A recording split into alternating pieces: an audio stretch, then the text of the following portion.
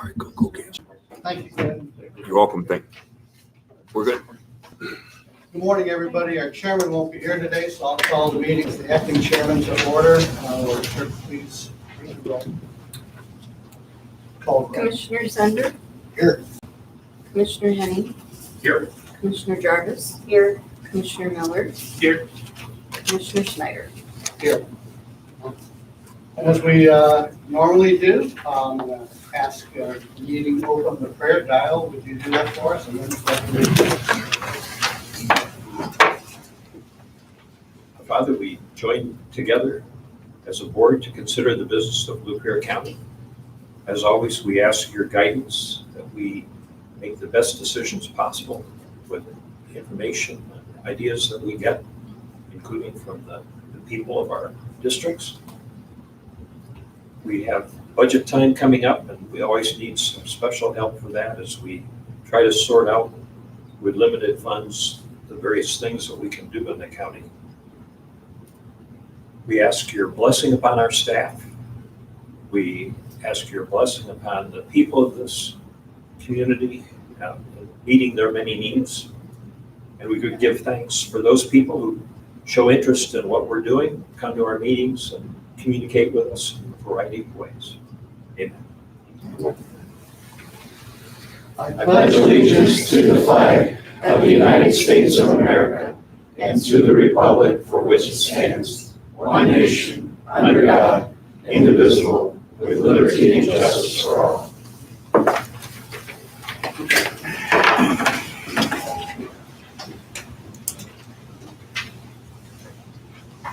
Before you this morning on our agenda, we have one item that failed to appear that we need to add under number 2 of the old business, our telephone bid process opening.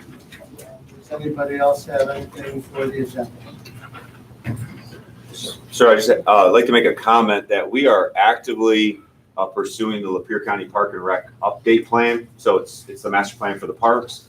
So as part of that process, a survey has been created. If any of the public would like to complete the survey for our Park and Rec program, there is a hard copy survey on the back table there.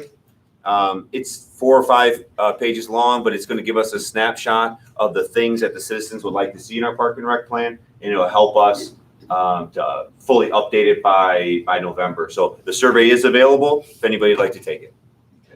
Homework is due back by. Is there an online version of that also? Yes, there will be an online version. If you would, take a look at the Tri-County Times, the Brown City Banner, take a look at the Lapeer County Press. There will be a story written about it. There is an online link. If you go to lapeercounty.org on the main page, there is a survey link to complete online as well. I know some folks prefer to do something hard copy, so we made that available for the public. Is there any proposed cutoff date on it yet? We should have that in by the end of the month because we will have our public meeting scheduled for October 6th. Very good. Anybody else have anything else for the agenda? There was an email from the prosecutor. Is that for this week? I believe, is that part of closed session? Approve the agenda as amended. A motion on the floor. It's been moved and the agenda's moved and supported with that change. All in favor, say aye. Aye. Closed session. Motion carries. It's too late. And now we will need a motion of approval for the regular board meeting minutes from our last full board, August 26th. So make that motion. Support. I've got Brian came in first and Val came in second. And moved and supported. All in favor, say aye. Aye. Opposed, motion carries. If there are any commissioner mileage or expense sheets or grant applications, those will be going around the dais. And in the meantime, we will take elected or appointed or department head updates. Have any updates from any of our departments? Morning, Lauren. Good morning. I want to give you guys an update on our carpet accreditation report. We've received that. I'll read a couple of statements and then do a quick overview of our report. The accreditation process applies PARF's internationally recognized standards during a site visit conducted by peer surveyors. Accreditation, however, is an ongoing process that distinguishes the provider's service delivery and signals to the public that the provider is committed to continuous performance improvement, responsive to feedback, and accountable to the community and its other stakeholders. CARP accreditation promotes providers' demonstration of value and quality across lifespan, millions of persons served, through the application of rigorous organizational and program standards organized around the Aspire to Excellence continuous quality improvement framework. CARP accreditation has been recognized benchmark of quality health and human services for more than 50 years. So we had our assertive community treatment, our assessment referral, case management coordination for children, community integration, that's our stepping stone program, community integration, that's our Harmony Call program for adults, crisis intervention for children and adolescents, intensive family-based services, we call it home-based services, and our outpatient services for adults, children, and adolescents. We were granted 3-year accreditation, which is the highest level of accreditation you can achieve. We were surveyed under about 2,400 standards. We had recommendations in 4 standards, and 2 of them were the same recommendation applied to different standards. Simply attaching a person's name to a report that we do, pretty minor. They gave us a full page of strengths. I'd like to read, but I won't take the time. But then give you an idea of some of the areas they look at. So under the Aspire to Excellence, which is general program operations, they look at leadership, strategic planning, input from persons served and stakeholders, legal requirements, financial planning and management, risk management, health and safety. So the only area that we got a recommendation in was health and safety, and they're requesting that we report our overdoses separate from our other suicide, which is pretty minor, but something that they'd like to see. Then they look at workforce development, management, technology, the rights of persons served, accessibility, performance measurement, management. That's where we got other 2 basically duplicative recommendations. In our quality report, they'd like to have us list responsible people, not just where we get the data, but the person responsible for pulling the data. Then they look at performance improvement. There was no recommendations in that area. And then they look at our program service and structure, screening and access to services, person-centered planning, our discharge, transition discharge planning, medication use, promoting nonviolent practices, all of those areas, no recommendations. They looked at records of persons served, quality records management, no recommendation in those areas. And then our core treatment program standards, those were the programs that I listed at the beginning. They do an in-depth view of each one of those programs, and we had no recommendations for any of our program areas. So I'd like to publicly acknowledge the CMH staff for excellent work. You can't get a much better report than what we got. So, thank you. Anybody have any questions for Lauren? No. Lauren, do you need to enter that into the record at all, or? I don't need to. Copy to the clerk right now? Okay. Thank you. Congratulations. Any other department heads? Sheriff, you're up to bat. Good morning, thank Good you. morning. Couple quick things. Stats for the week: lodged in the jail 19, Elmont 1, Lapeer City 2, Sheriff's Office 13, MSP 2, Metamora 1. Out of those 19, The prosecutor wrote 7 felonies, 16 misdemeanors, 14 of them male, 5 female, traffic stops 171, car crashes 15, personal injury accidents 3. Out of those, 2 of them needed medical treatment or intervention, 2 detoxing from drugs or alcohol, and 1 mental health intervention. The other thing I have this morning is a little kudos to Jeremy and I and Linda went Thursday out to DVRA to meet with our search and rescue group. We talked a little bit about that. It was kind of hard, obviously, with the Dryden, the horrible tragedy out there with the gentleman, the search for him. I didn't say much right after, only because there were so many people that chipped in. I did talk about our community and how we come together and kind of what Lapeer County does. But now that a little bit of time has passed, I couldn't tell you the amount of phone calls that I got from everywhere, and including Dryden. She's a fire chief from Dryden, called, and multiple others, to say how impressed they were with our search and rescue group. If you remember back when Jeremy and I were coming in, they had a mounted unit that was kind of in there. It was kind of more of a PR group. So it kind of morphed into the search and rescue. We got some new leadership in there. Sarah is the one that actually runs that. And when we first met, to be honest with you, I was trying to understand it. It was something that was newer to me, but obviously a huge need. And then the Sheriff's Association, there's a lot of training, a lot of things for it. Once Sarah took over, it exploded. Like, they work so hard in what they do. They've got equipment that they fundraise for and have donated. They have a communication center to actually put eyes on it. It's really, really impressive.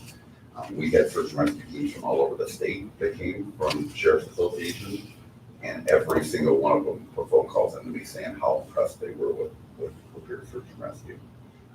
To that group that was out there, I don't know how they did it. They truly never left. I mean, they were up for days at a time. And remember, these people are volunteers. They have other jobs and families and everything else. But Linda went out, spoke with them, thanked them for obviously everything that they did for us. But what I would like to do is obviously Jeremy and I and Linda talked to them that day. Obviously, we got budget hearings, we got a lot going on right now. But I'd love, as things slow down a little bit here before the holidays, I'd love to bring them in and recognize them, which is one, so that you can put a name with a face and see who these people are. One of the things that I thought was a huge tribute to what they do was there were, obviously, when in Dryden, there were people from everywhere that came to help from there, which again is so cool. But there's 3 people that were there the night that we were there that were at that search that saw what Lapeer Search and Rescue did and wanted to become a part of it. So that was their first night at that training. They are one of the most trained in the state already. And the feedback that we had was just phenomenal. So I'd love to bring them in and truly recognize them in front, not only so the public can see it. Crystal and I had met yesterday and talked at length about it, of doing something on them. I know she was going to meet with Sarah a couple weeks ago, and all these things happened. So when you do see them, if you could thank them, like I said, the things that they did, and to see what I was floored. I truly was floored from a group of volunteers that have families and kids and spouses and everything at home and jobs. And some of them were there for 5 days, never left. They were sleeping in the little trailer, their communication center. So just a huge tribute. And I thank Linda for coming out. I do have to say one funny story is, if you've ever been to DVRA, first of all, it's absolutely stunningly gorgeous out there, the things that are there, but it is huge. So Jeremy and I pull in front, and Linda's coming in, so we wait for it at the front. Jeremy and I go through trying to figure out where it's at, and we can't find them. And then Linda gets there, so we had to have one of the people come out and get us at Sutton Road and bring us back. And I said, what is the irony right now of we're lost trying to find the search and rescue group? So we said we got to make it a training thing for the search and rescue group to come find me, Jeremy, and Linda. So I don't think they were real impressed, and they did say that if we put an application in for the team, there's no chance we're getting it. But we had a great time. Yes, sir.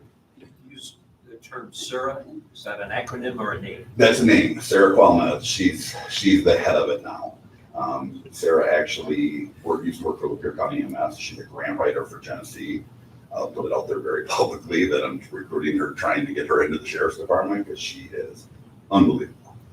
And the kudos that she got was truly coming from people that I know that aren't real easy on putting some of the kudos out at times.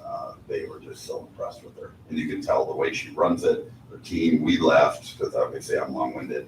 We were there for quite some time, and I know they were there. Linda, be nice. But they were there till like midnight that night, doing searches after that. And obviously all these people get up the next morning and go to work. So very, very impressed, but thank you for your time. Thanks, sir. Any other department heads? Pete? Commissioners, good morning. Okay, sir. Morning. As you know, I don't usually get up here and speak, but seeing that this is my 2-year anniversary today of being hired by Lapeer County, I thought I'd give you some wow you with some numbers. So bear with me. Lots gone on over the last 2 years. First of all, I just want to say thank you, Lapeer County, for giving me this opportunity to fill the position of Director of Lapeer County Veterans Affairs. What can I say? I love coming to work every day. It's my therapy, talking to veterans, and just, muddling through the political ramifications of trying to get them the benefits and entitlements that they deserve. So we compiled a very small list, but again, lots of stuff has gone on even through the pandemic. All right.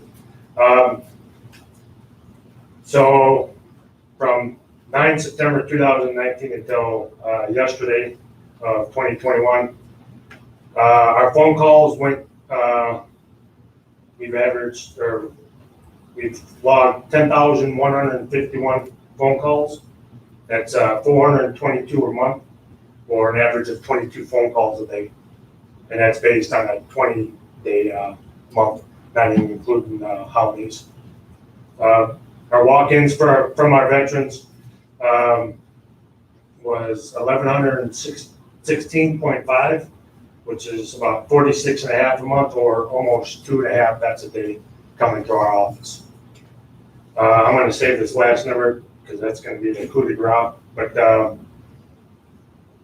we've driven almost 65,000 miles, taking vets to their appointments in Pontiac, Yale, Flint, Saginaw, Ann Arbor, and Detroit, which is right just roughly 2,700 miles a month, or almost 135 and a quarter a day.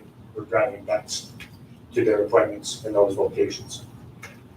Veterans appointments, we logged almost 780, which is almost 33 a month. Trips to those medical facilities was 669, which is just about 20 appointments a month. So far this year, just this year, we've had 94 new vets come into the office just this year alone, which is, to me, is, and I'll get to that number here in a second, but to me, that's staggering. The word is getting out. We tally on how people are receiving this information, and out of the number that I'll get you in a minute, 95% of that is by word of mouth. So we're doing other things to try to get the word out, and obviously it's working. And to me, my goal for the first year, just 19 to 20, was 25 to 30, and I think we had almost 200. So it's working, and I'm very appreciative of it. So our TDX index, I hope you all know what TDX is. It's expenditures, money that the veterans get from state, local, and federal government that come back into the county. Our veteran population in 2019 was 5,650. GDX index at that point was 38.2 million. 2020, veteran population decreased by 330 vets, whether by death, move-in, whatever. We lost 330 vets, but our expenditures went up to almost 41 million. So it's getting out there. Not to say that all vets will be compensated. That's not our goal, but we hope they are. And that's just a small price that they're going to for their service to this country. Haven't seen the GDX for 2021 yet, so I can't give you numbers. But as soon as I do, I'll get you that number. I organized a dream team back in, I believe it was March of this year. 17 individuals from around across this county that provide reduced rate services for veterans, whether it's carpentry, concrete work, electrical, millwright, general home repairs, mechanic, and we've utilized them probably a couple dozen times now. Not to try to discriminate against anybody else, but seen it over time and time again where you get an older veteran in there and along with civilians, you know, and people just gouge them and they just, and I'm like, no, we need to find something. So I put the word out back in January and we had a small meeting and we developed this team and it's being utilized. So, and those that know me, I don't like kudos. I can't stand them. Save your paperwork. It's not for me. I'm just doing my job, the job that you guys hired me to do. We resurrected our Facebook page a couple months ago, and we reach an average of 1,440 people a month, which is about 72 people a day we reach on our Facebook page.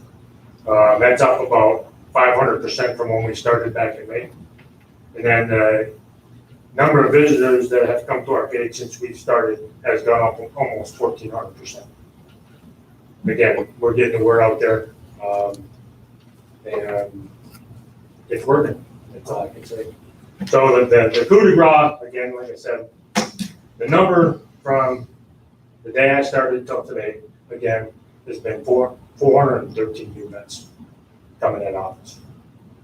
That's extraordinary. To me, I am overwhelmed.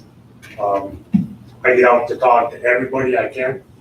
Lapeer Day is the Inland City Fair. We'll be out at Woods and Waters this weekend, all weekend.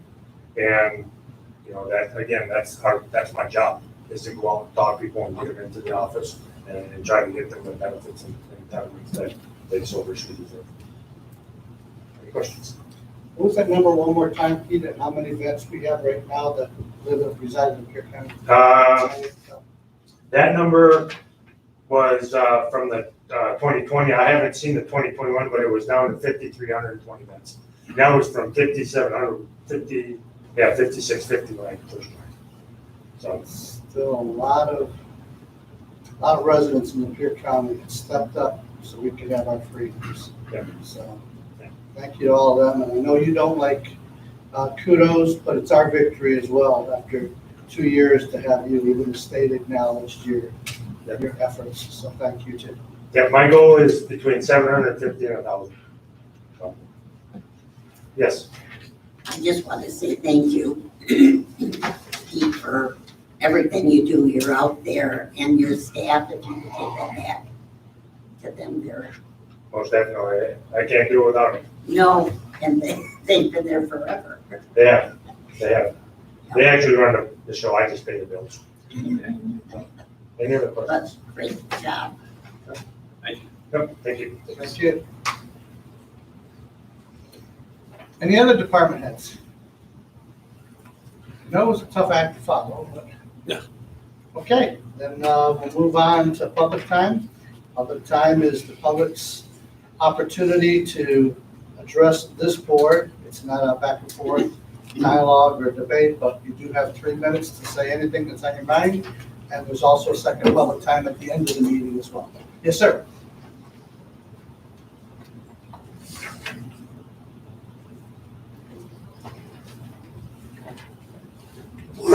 Good morning. for months, I've sat back by that post, and for a long time, the commissioners was here, a few department heads, once in a while you get somebody to show up, kind of quiet. Then you went to virtual, still kind of stayed the same. I don't know what's going on now, but it seemed like now that you're on YouTube, we're getting an influx of people that's complaining pretty much on one thing. And personally, I don't think this is a place for it. That's my opinion. All this stuff with the COVID, there's nothing you guys can do about it. It comes from up above, or it comes from the health officer, Kathy, doing a fantastic job. I've sat there and listened to people who want to get her fired because she's doing her job. They don't like what she's doing. And other people up in the line, they don't like what you're doing. They don't like it. There's a way to solve it. Get off your butt and run for office yourself. If you can do so much better than the ones that's here. And incidentally, I think Lapeer County has the best group of employees countywide. Look, like Lynette sitting here like a quiet mouse. If it wasn't for her, you wouldn't have all the paperwork. Thanks for choosing our trees. But Clinton's doing a good job. And I don't see a group of people, well, I do see a group of people. They don't like stop signs, they'll run through them. They'll go down the road with the telephone stuck in their face, they don't pay attention to what's going on. But I don't see a group of them coming in here complaining, we don't want the stop sign. Well, the COVID crap, is it crap? I'll call it something else. But that's a personal one-on-one. Either you like it or you don't like it. Shut up and do something else. If you got something to do that involves the county, this is a county meeting, trying to work through the problems, then come up here. But I don't know whether it's a coincidence or not. Maybe we ought to get rid of the YouTube. Yeah, I had my say for it anyway. Thanks. Anyone else?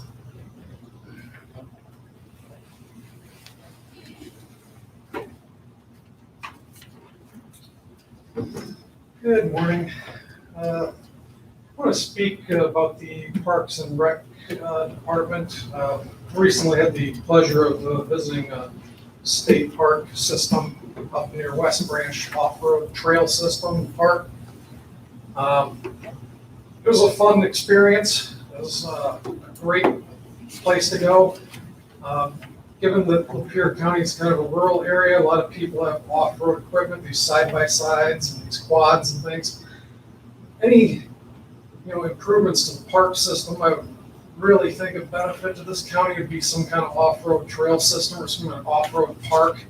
I think it could be a real hit for this county, bringing outside money, things like that. So I'm developing that plan. I hope that that kind of system is, part of that planning, or at least looked into. And second, with the 20-year anniversary of 9/11 coming up, I just want to thank our police here and first responders in this country for their service. Over the last few years, we've had people attacking the police and things like that. They're doing their job, doing it really well. They go into dangerous situations where other people are running away from, and to attack them is despicable. So I just want to give words of support to our police and first responders. Thank you. Appreciate that.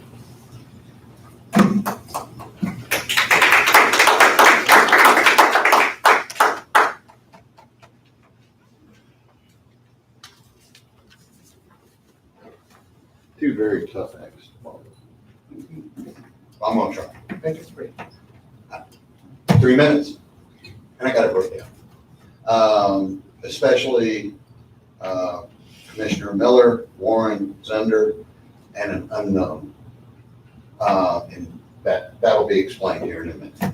Remember our key elected officials, major business owners, and other nationally influenced leaders all mandated the wearing of masks in response to SARS, COVID, those outbreaks, despite over four decades worth of scientific studies revealing that masks are useless in these circumstances. It was an intentional attempt to control us, the citizens.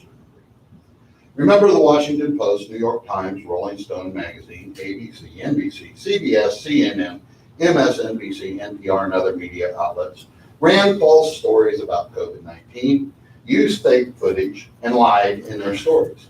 They intentionally created fear to promote the false narratives about COVID, while totally ignoring China's direct involvement and misleading, useless information that they were feeding to us at the time.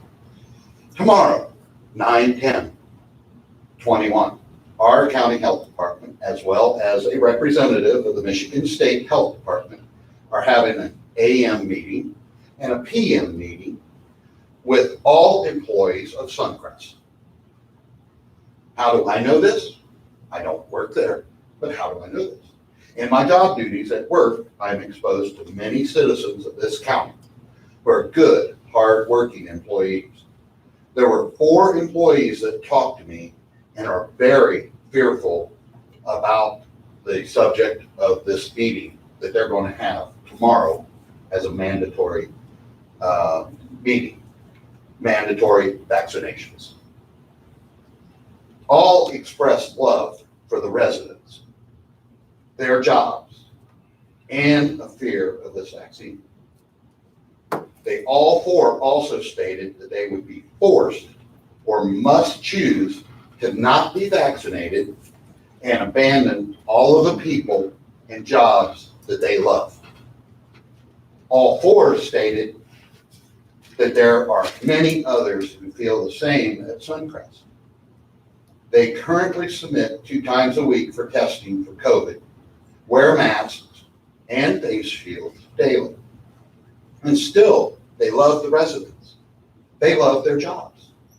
I bring this to your attention and ask that this board be aware of a subordinate department acting on behalf of this elected board to potentially what they believe, these 4 people believe, could be coerce, deceive, and potentially bully employees and the Suncrest facility into this vaccine craze that has resulted in other citizens' deaths, as well as other severe medical reactions to a very ill-studied vaccine, which will now require boosters, we're told.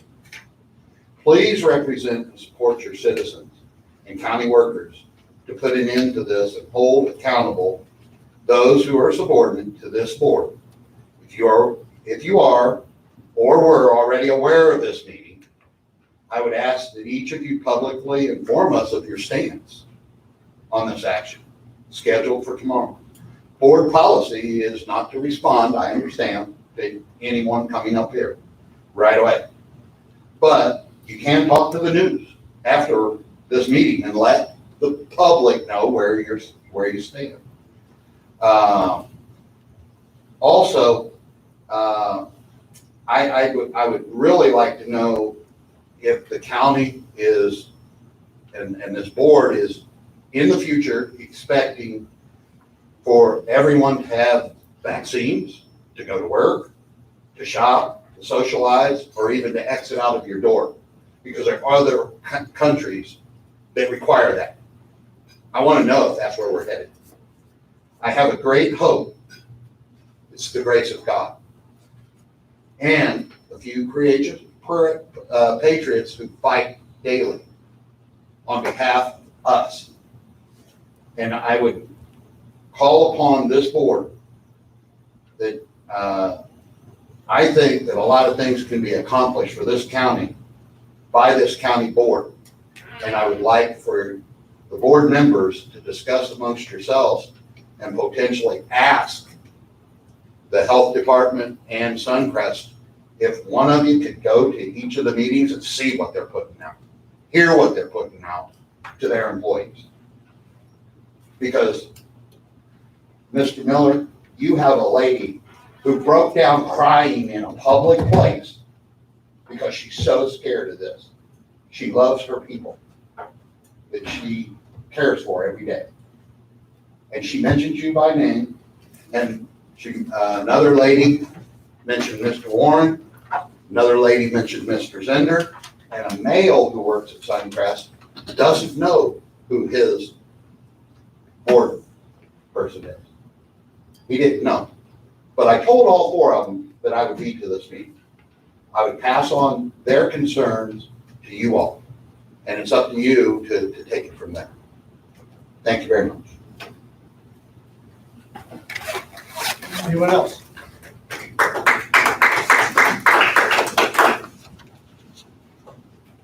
Good morning, Carolyn. I wasn't gonna talk today. I'm weary. Fighting for other people, weird. But I will continue. And I would just like to say thank you, Mr. Pierce. Thank you for those words. And I beg to differ when the gentleman said that this commission can't do anything. You are the commission that is doing everything. I know your committees are Suncrest. I know your committees are CMH or your department. Thank you, Lauren. I'm so proud of you guys for that report. I've been a part of that, and I'm just proud of you. There were two pictures yesterday on Facebook, and one of them was a picture of a mask of a kindergartner. Disgusting that this child wore this mask all day. Disgusting. By the end of the day, that is not good health. That is not good health. The other one was a child where the mother took the kindergartner to school. The child got very upset. They took the child in. The child got sick in her mask. Didn't say anything because she couldn't pull her mask down. Teacher finally saw that she had gotten sick in her mask. Called the mother, and the mother took her home. That child doesn't want to go back to school because now she's the creepy kid that got sick in her mask.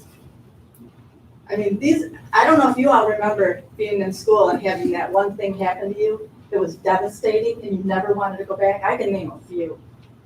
And it's not healthy. I'm sorry. I'm not sorry. It's not healthy. And I'm a seed saver. And I just happen to have this cantaloupe seed in my purse because I save seeds every year, and that's how I have my seeds for next year. And you are all planting seeds. We are all planting seeds. And the gentleman was talking about why are we showing up now? We're showing up because we've woken up. We're not woke. We're awakened. And we will stand for those who cannot stand for themselves. And students are being empowered. Families are being empowered. They're trying to destruct whatever the families. That's not going to happen. They're only making us stronger and our communities. So thank you. And I think you do have something that you're doing. You're doing everything.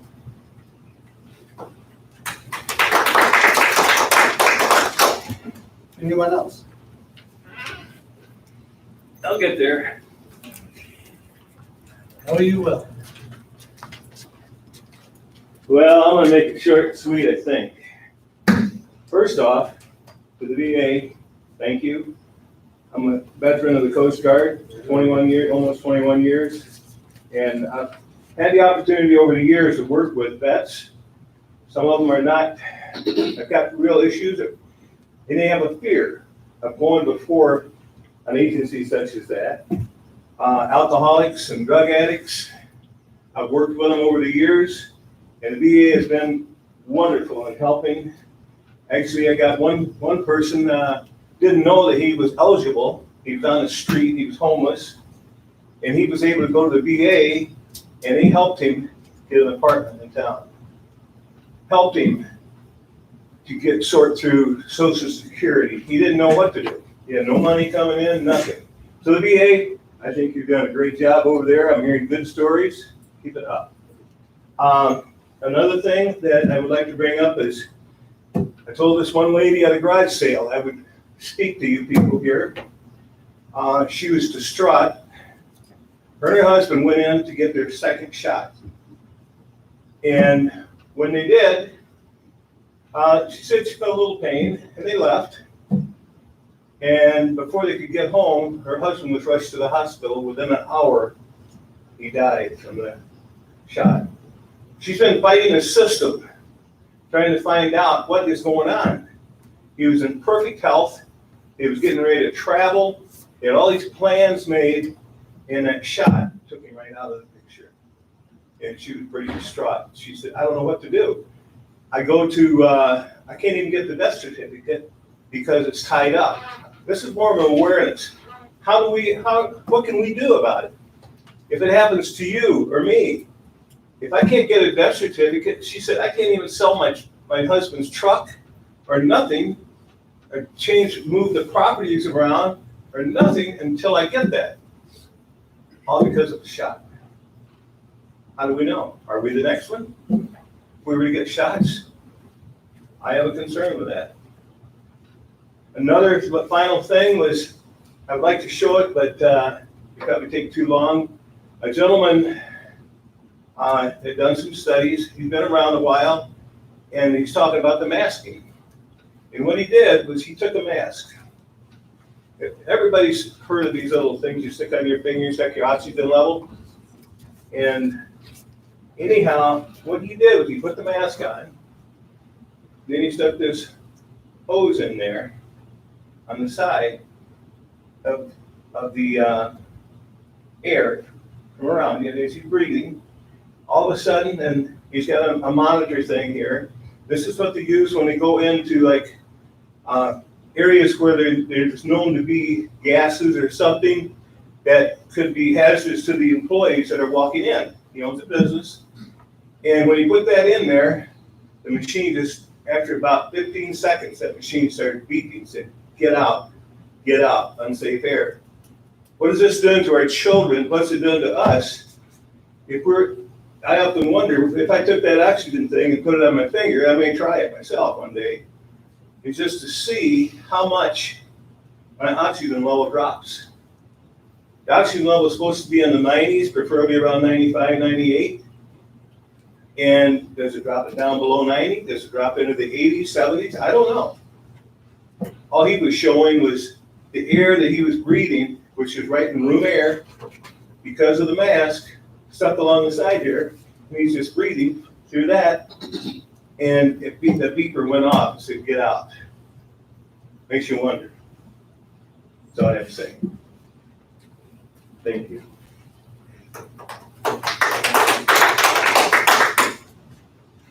Anyone else for public time?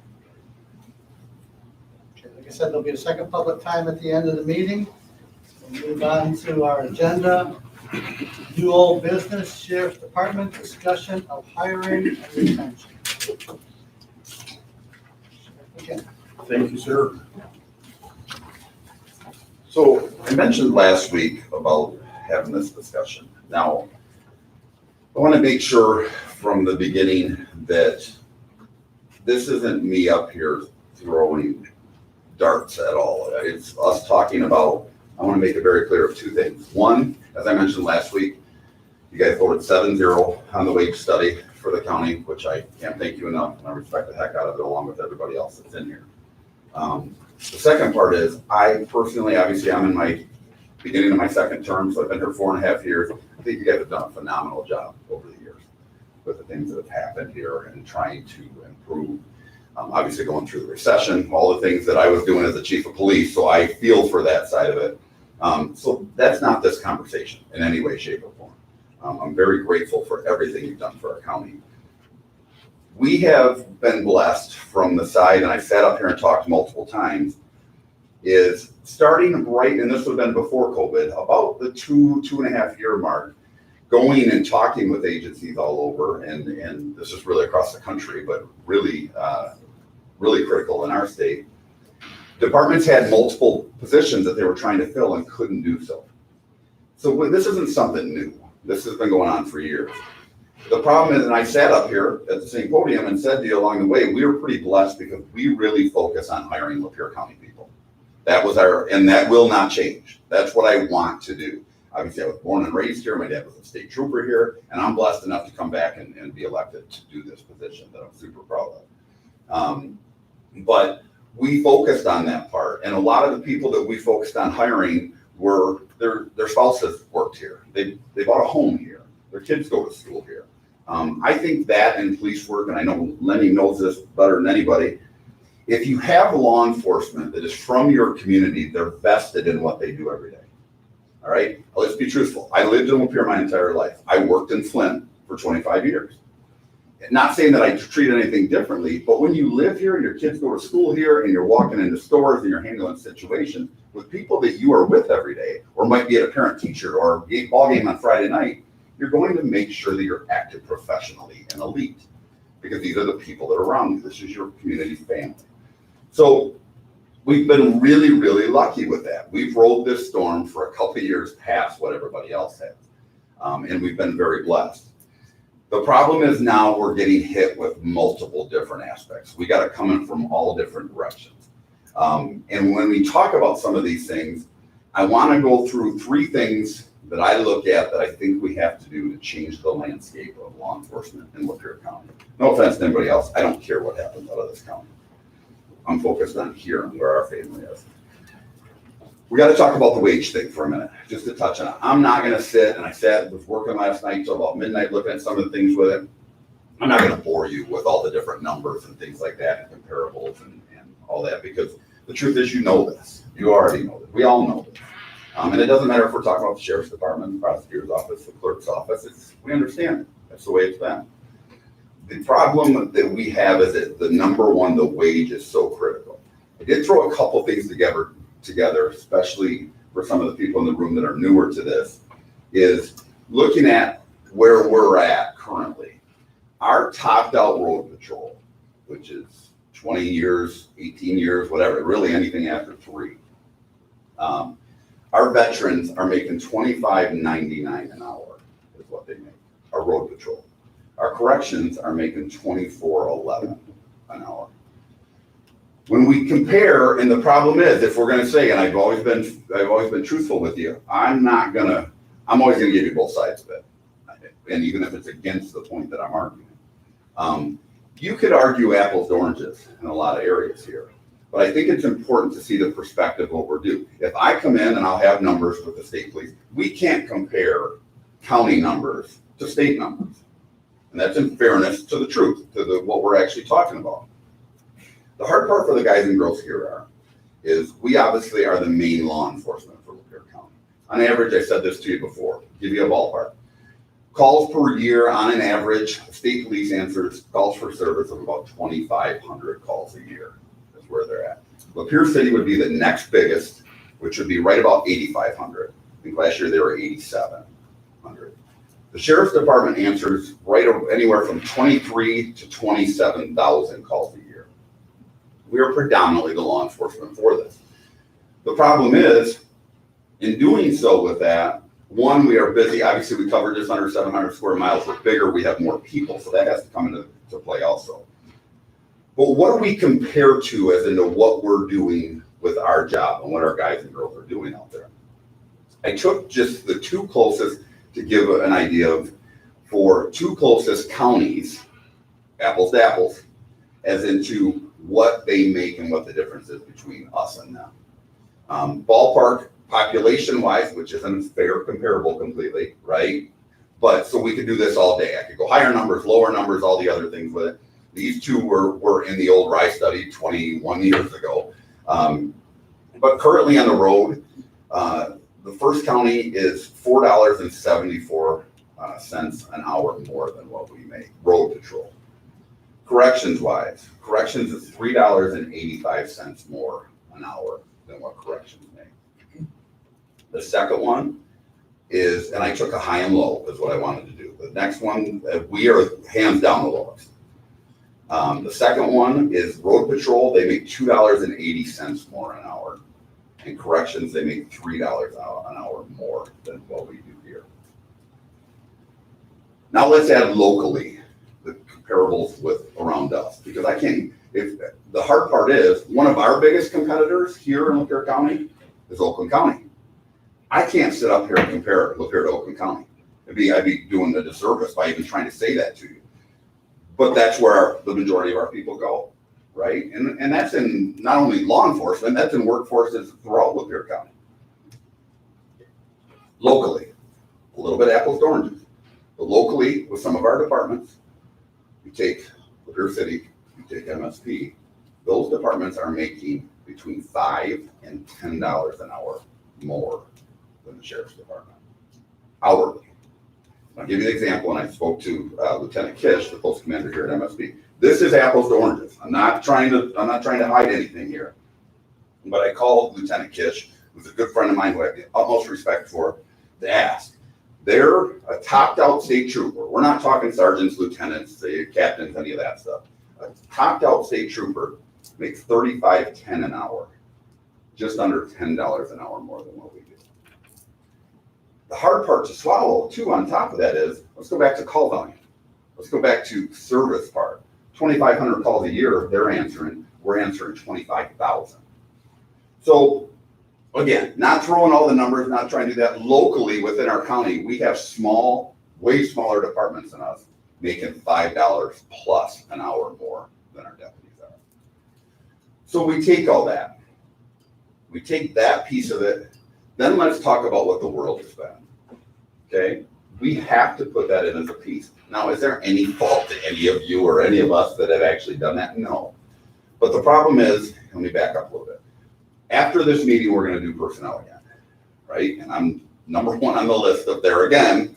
And I remember, and again, giving kudos to Brendan, allowed us last week or 4 weeks ago when we had it to come in because we were in a panic. We did 2 last personnel. Today I have 3. I have lost 5 people in 4 weeks. 4 of them went to other departments for higher pay. One of them, and it's the only one, was a veteran that came in and said, has a young family, bought a house, and said, I got to get out of law enforcement. I got to go find to where I can make more money, support my family. And ultimately, I wish, Crystal and I talked about this yesterday briefly. I've had 2 deputies that have left in the last 6 months that have sat down, won't say any names. One of them sat, an extreme veteran who ended up retiring, and cried in the chair in front of my office, in front of my desk. Because he said, I had done this, and he had done this for 26 years. And he said, I'm trying not to give details to say who it is, but that him and his wife had plans and dreams that they wanted to do down south. He said, as I turn on the news every single day and I hear how we're the enemy and how in Oregon or wherever it is, because of actions of whatever officer or wherever in the United States, that their actions is what I'm being judged on here in Lapeer, Michigan. Very valid point.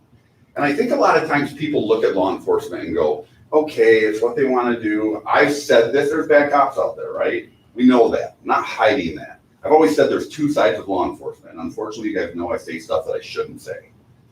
I always said there's two kinds of police officers. There's one that got beat up on the playground their entire life, and then they put a badge on and want to tell everybody what to do. And then there's people that just love the job and grew up wanting to help people. When you see the national landscape of what we have in law enforcement, it is destroying our men and women. It's destroying their families. How hard is it for the spouses, male or female, that you come home, or your kids that watch the agenda that's put on TV of how we're bad and how we need to be defunded and how we're doing these things, when you know ultimately as that young second grader that mom or dad leaves for work and you just pray when they come home with it. Now, I'm not going to sit up here and hit the tambourine and make a sound because we chose this profession. Right? I'm not trying to ask for help or favors or a pat on the back for it. These men and women chose to do this.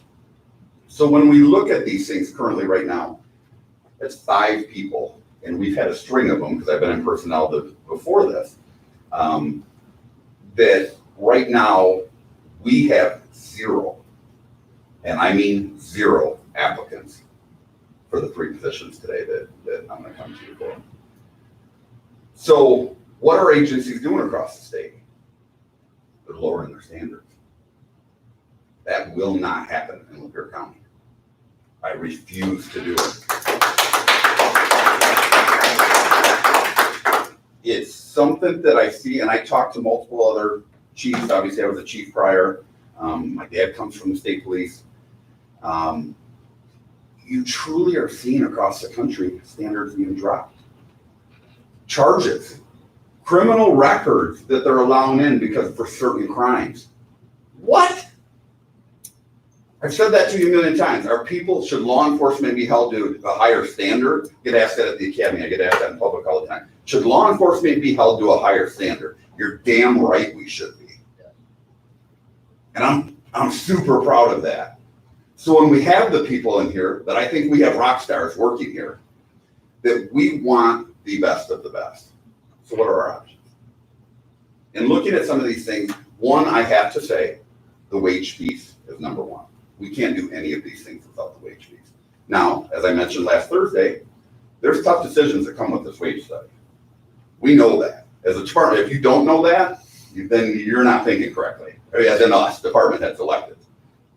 So we need to look at that, and we need to invest in the people that we have here because we want the best.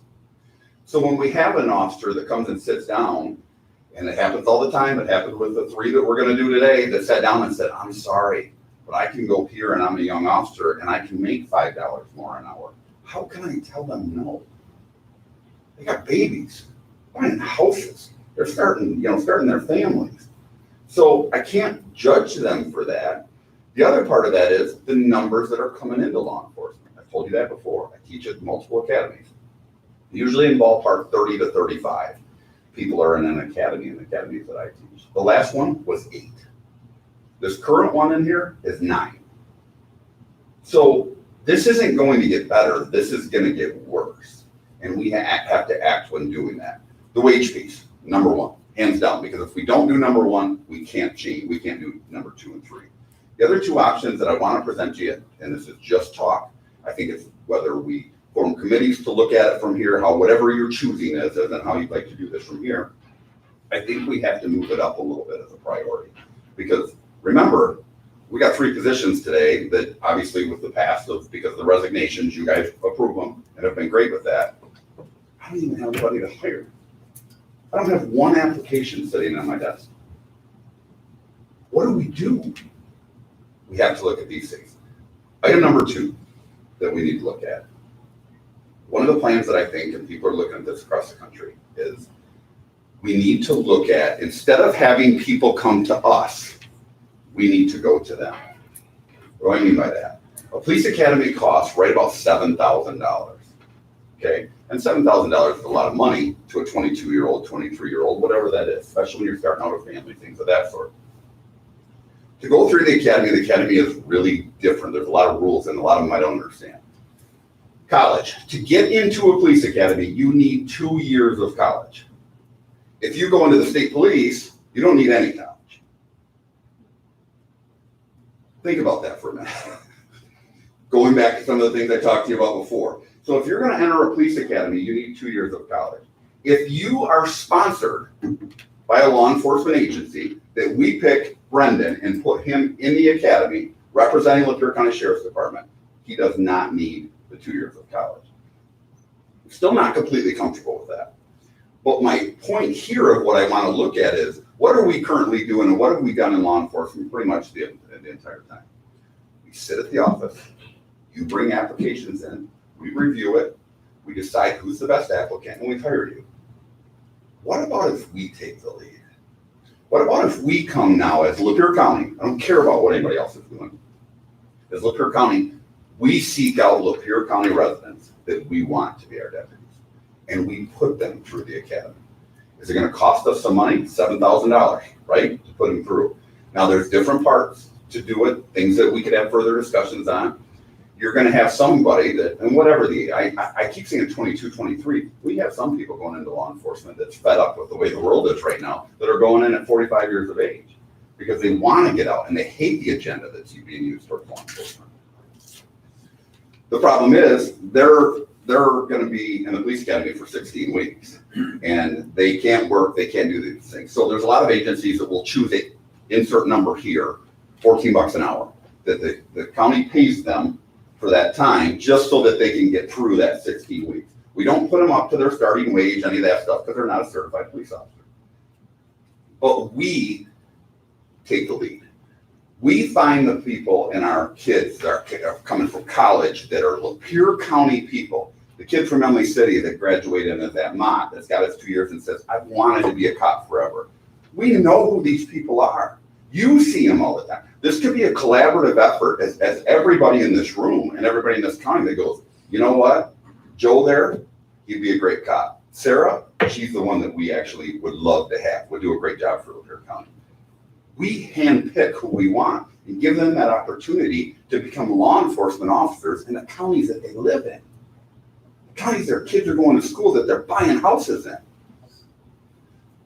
We do that. So then that is a huge piece for us, for people to go, especially in that small world, because remember, I said 30, we're down to 8 in the academy. You got a small number there that in those academies, which we were at yesterday down in Schoolcraft, we have a couple of our ladies, our new hires, that have come and put presentations on why you should be a Lapeer County Sheriff's Deputy. You walk into these academies now, you walk into these people here and say, put it out in the community, use Crystal to have all this information put out. Lapeer County's gonna invest in our people. That's what we're gonna do. And we're gonna send you through the academy to do it. That'll put people through our door that wanted to do it but didn't think they could do it or couldn't afford to do it. That's item number 2. And I think there's some other things. Quentin had an absolutely phenomenal idea that I don't think is for this meeting, that we could add to this to make that more attractive off of a St. Clair County model that I think we talked about. Because why not swing for the fences?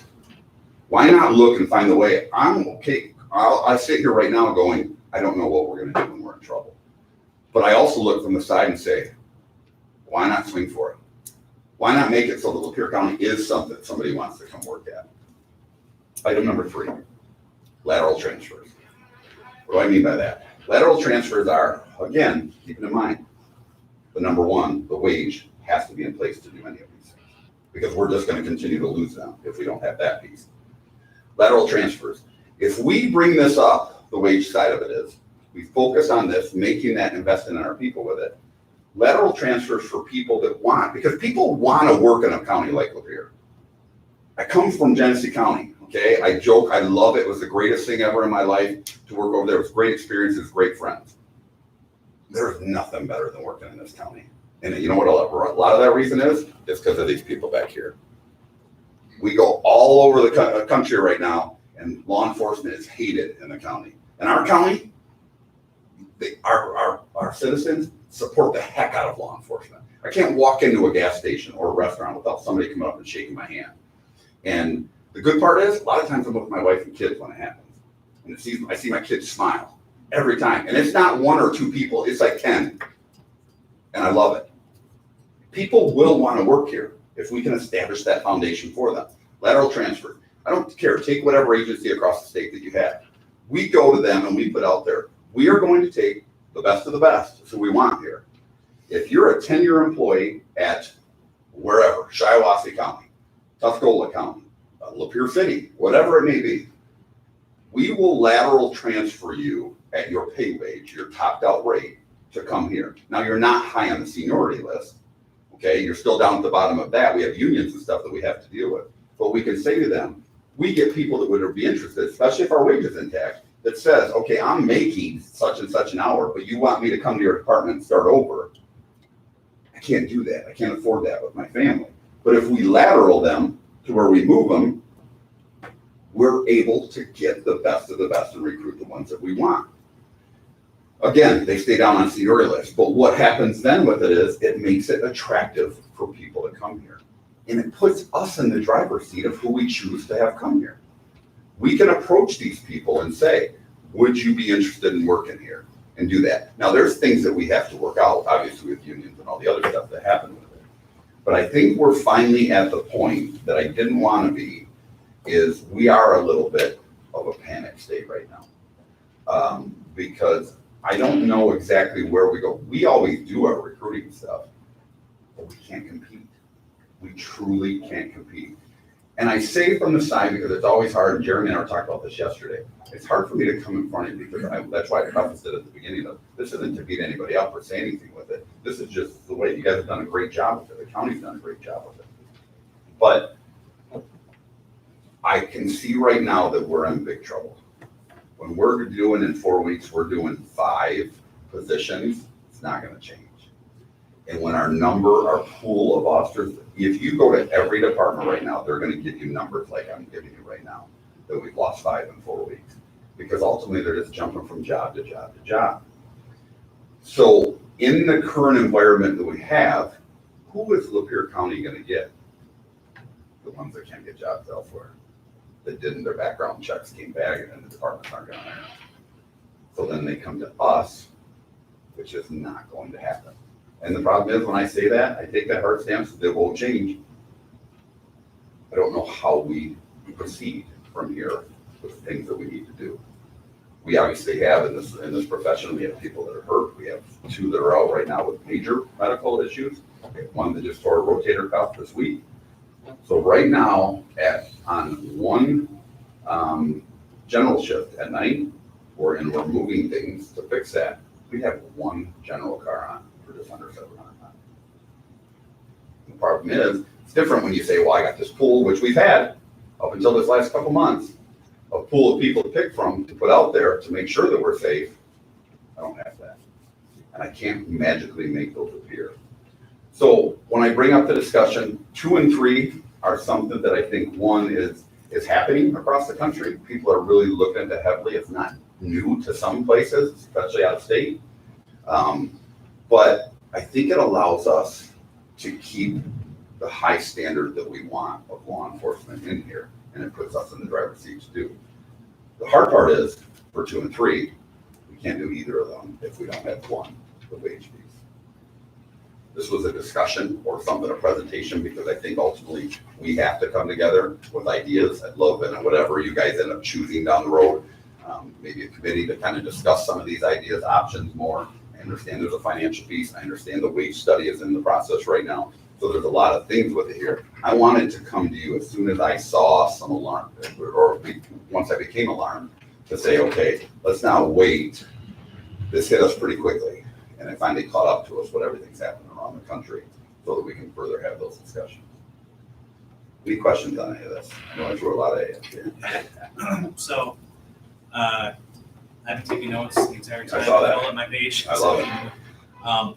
But as I was taking notes, I didn't necessarily take down the 1, 2, and 3. I just took down Yeah, everything. yeah, So yeah. could you just say 1, 2, and 3? 100%. 1 would be wage. 2 would be sponsoring people through the police academy. And 3 would be lateral transfers from other departments. Okay, that's pretty much what I had. So, a couple of questions I had. You mentioned comparable counties. You got, so I have it down as C1, CC1, CC2. Mhm. I'm assuming one of those is probably Grand Traverse. Grand Traverse Yeah, is is that CC1 then? First one you listed out? the second one. Oh, that's the second. Grand Traverse is the next to us. Yeah, and I know what you're saying there, Yeah. wage-wise. I I'm agree. surprised. Then what was the first one? Midland. So Really? we're at obviously our population, and again, that's why I was careful with numbers, because I can do this all day to you, right? And I understand that. Using this part of it is, because we're obviously at 88 plus, and then Grand Traverse is at 87,000, Midland is at 83. I could go up and use Lenawee, that's at 100,000 people. So I was trying to just be close with that to give you a ballpark. Yeah, no, that makes sense. I was just curious. I was surprised. I thought Grand Traverse. I agree. I agree with you. So a couple of questions I had here. So first off, reserve units. Mhm. I'm curious how that program is going. Is there anyone in there that would be potential? Super question.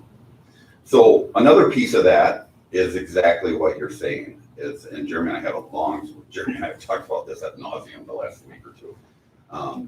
Yes, I think we look at our people that are interested. The hard part about the reserves is, I'm floored by the reserves, like a lot of our volunteer units. Number 1, the amount of money they put into it, and number 2, the time that they put into it. But a big majority of those people actually are working professionals. I mean, we got engineers that are doing it, but always wanted to be law enforcement and wanted to serve the community. But I think not only that, and this is another piece that's a little bit different, the reserves, but I'd also like to look at corrections. to bring them in, because corrections are not certified police officers. They're certified corrections officers, so they would still have to go to the police academy.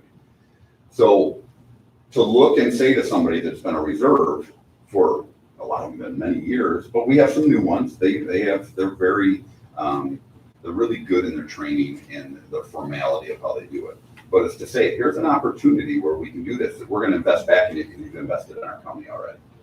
Some of the corrections ones. The hard part about corrections is I can ruffle feathers with Lieutenant Beebe because they've trained these people back there, and then you come in and take them and put them on the road after they just put all that time in them. But I think that's something that we have those people at the table to talk about. I think the reserves is a fantastic one. A second piece of that is about our explorers. Remember when Keller was here? He came in and he is just an absolute, if I could take 50 of them right now, I would. Came up through the Explorer, started at 14 years of age, and now is a deputy working a patrol car out there. Those kids that say, hey, you've been here, you've been doing this, went through our Explorers program. We're going to sponsor you through the academy. We want you here. We've seen you for 4 or 5 years in the Explorers that you do. So I think that's a fantastic point because you're investing in the people that have already invested in us. Great point. No, I agree, and that's why I was bringing up, and actually I did a ride along with Dan Hinsberger a while ago. Yeah, good. A couple Sundays. So we talked about this sort of thing. We talked about, how things were going at the department and, made things pretty clear that it's rough cost-wise. It's something we already know. A couple other questions. Sure. One, so I actually think sponsoring the police academy is a good idea. Only, the only question I have on it is, are we paying for somebody to go somewhere else? That's a great question. Kind of goes to our conversation. That is another big conversation. That's why I say the wage piece is so important. If we are comparable to the other places around, especially when we're focused on Lapeer County residents, truthfully, it's a dream for a person to live in the community they grew up in. So, or to work in the community. So if we have the wage piece, that we're comparable with those other places they could go, and we're going to sponsor through the academy so that they can work in the community that they live in and their kids go to school in, I think we're good with it. There's a second piece that we'll get into that honestly I can say, and it floors me all the time with things he comes up with. There's a piece that Quentin came up with that really is outside the box, but it's ways that we could try to invest in them further if they stay. Truthfully, what happened, to give you the background for some, I know Lenny knows this, what happened originally when this concept first came in was Detroit PD. Detroit PD, because they couldn't get people in there, this goes back years and years ago, is they started sponsoring people through the academy. They had their own academy. They put them through, they get about a year of experience, and then they bolt and they had a year of experience in Detroit, so you're getting truly experienced people that were going out. They pay for them to go through the academy, they come out, they work a year, and then they were gone. DPD sued multiple of these people and said you can't do this because they had them sign a 3-year contract saying they had to stay for 3 years. They went to the Supreme Court and it was overruled. So now people are a little bit different in how they do it. There's departments still doing it, but as long as we're not lopsided wage-wise, we would be fine with it. And then we research some of the ideas that Quentin was talking about with it. Because once the Supreme Court ruled that, put departments in a big bind. Some of them now are doing reimbursements that the people pay it up front, which really doesn't help your people that can't afford to go through it. And then over every year they get, over the 3 years, they get 33% back. It doesn't really fix your problem in there.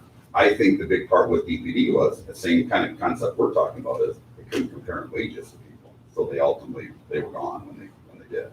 And you look at the ones that do it as the smaller or the bigger cities. Flint City does the exact same thing. Flint City has the exact same problem. The wage piece is one of the lowest in the state. So that's another good point. And I think that's where, that's why the number one piece is so important for 2 or 3 to exist. Last question I had is, have we looked at a regional approach? Because I can only imagine that counties like Sand Lake, Tuscola, and Huron are facing similar situations. True. I know from Tuscola County, just from when I was there briefly, they have the same situation where they have like one car the entire night. and I think Tuscola is a little bigger than Lapeer size-wise, at least it feels like that. So have you looked at maybe doing a regional approach with these other counties and see if there's something we can all do collaboratively? Yes, there's been multiple, even at our conferences, there's always different pieces of it. The hard part obviously is with any of your departments, it's always that tough piece of combining, and there's too many chiefs that are, in the pot. There's people that want to ultimately make sure they're in charge with it or how they're doing it. It's hard too, from the tax base wise county of as into where it's going, what money's going to, if you combine with counties. There's other conversations. Tuscola, as you said, with the one car on, it then becomes a piece too of educating the public of the predicament that you're in. I mean, there's been conversations before of villages with this. It's a tough one to say with it, but ultimately you get to a point when you say, and we're different, Tuscola is the same, but we're different from a lot of agencies where we're the main law enforcement in Lapeer County. So to say you're only gonna have one car on or two cars on after midnight, the state police, they're usually in, they don't have a third shift car. So it's us out here in the county. So how do you take a car that's taking, just less than 700 miles square, that is one or two cars that are answering, and then get a major accident or a barricade gunman or something that you don't have any cars available? I think a big piece of it too is educating the public on what service they actually want within the county, because we're in situations like that. It's a tough conversation to have. But good one. Yes, sir. Some comments, maybe some Absolutely. questions. First, I guess, Mike, you used the word that we're entering into a wage study. I think we're entering into something more than a wage study. We're looking at job classifications, job positions.